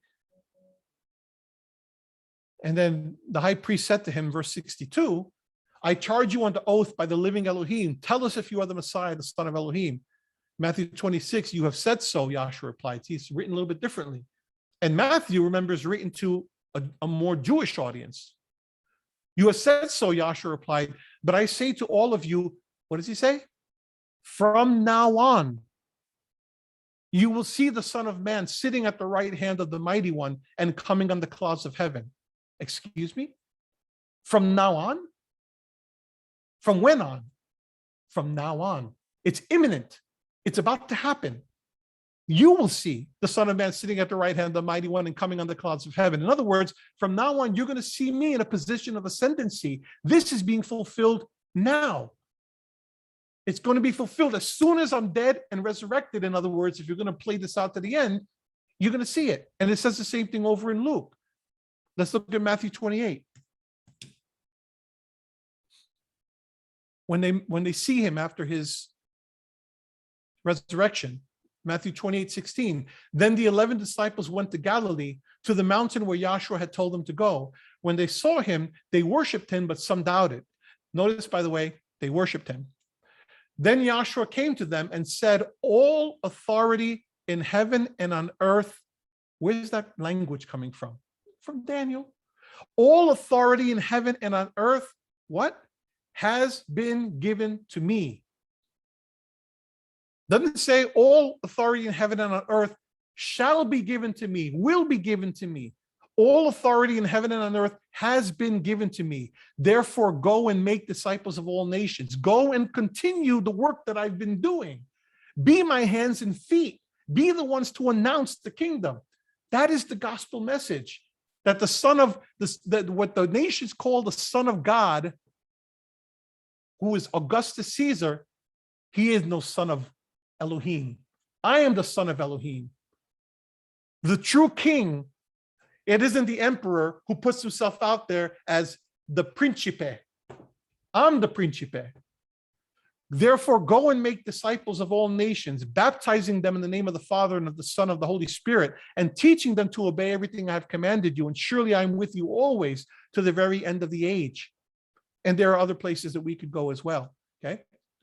So I'm just going to finish up. Matter of fact, no, I'm going to stop there. It's a lot. And we're already a little bit over time here. So we'll stop there, and Yahweh will continue from that point of Numbers. Did I say Numbers? Wow. Daniel 7. We'll continue from verse 13 of chapter 7. And 8, we're going to spend very little time on. And then I want to spend the majority of the time next week on Daniel 9. Okay? Because there are some other, I want you guys to stay excited. I'll give you a little taste of this now. Okay? Just of 26. Daniel 9, when he gives this prophecy, he says, no one understands. This is Daniel 9:25. No one understand this. From the time, actually 24, 77s are decreed for your people and your holy city to finish transgression, to put an end to sin, to atone. This is the angel Gabriel talking to Daniel. To put an end to sin, to atone for wickedness, to bring in everlasting righteousness, to seal up vision and prophecy, and to anoint the most holy place. 77s are decreed. This is for continued exile, for your people and your holy city to finish transgression. Just note these things. Keep them in the back of your head. Yahweh willing, we'll go over them next week. To finish transgression. What does that mean? It means to end the rebellion and revolt of humanity. To put an end to sin. That's self-evident. To atone for wickedness. Similar, right? To atone for wickedness, but it's deeper than just sin. Remember the powers that I described, that I said it doesn't matter who the people are, the names changed to protect the not so innocent, but the spirit behind it remains. That's the wickedness and the iniquity, right? To bring in everlasting righteousness. What is that righteousness? To bring in everlasting righteousness, to bring in the element that makes justification possible. Remember, we talked about Abraham keeping Yahweh's word, his being faithful to Yahweh, and it was credited to him as righteousness. Similar concept here, to bring in everlasting righteousness, to seal up vision and prophecy, what happens with vision and prophecy, and to anoint the most holy place.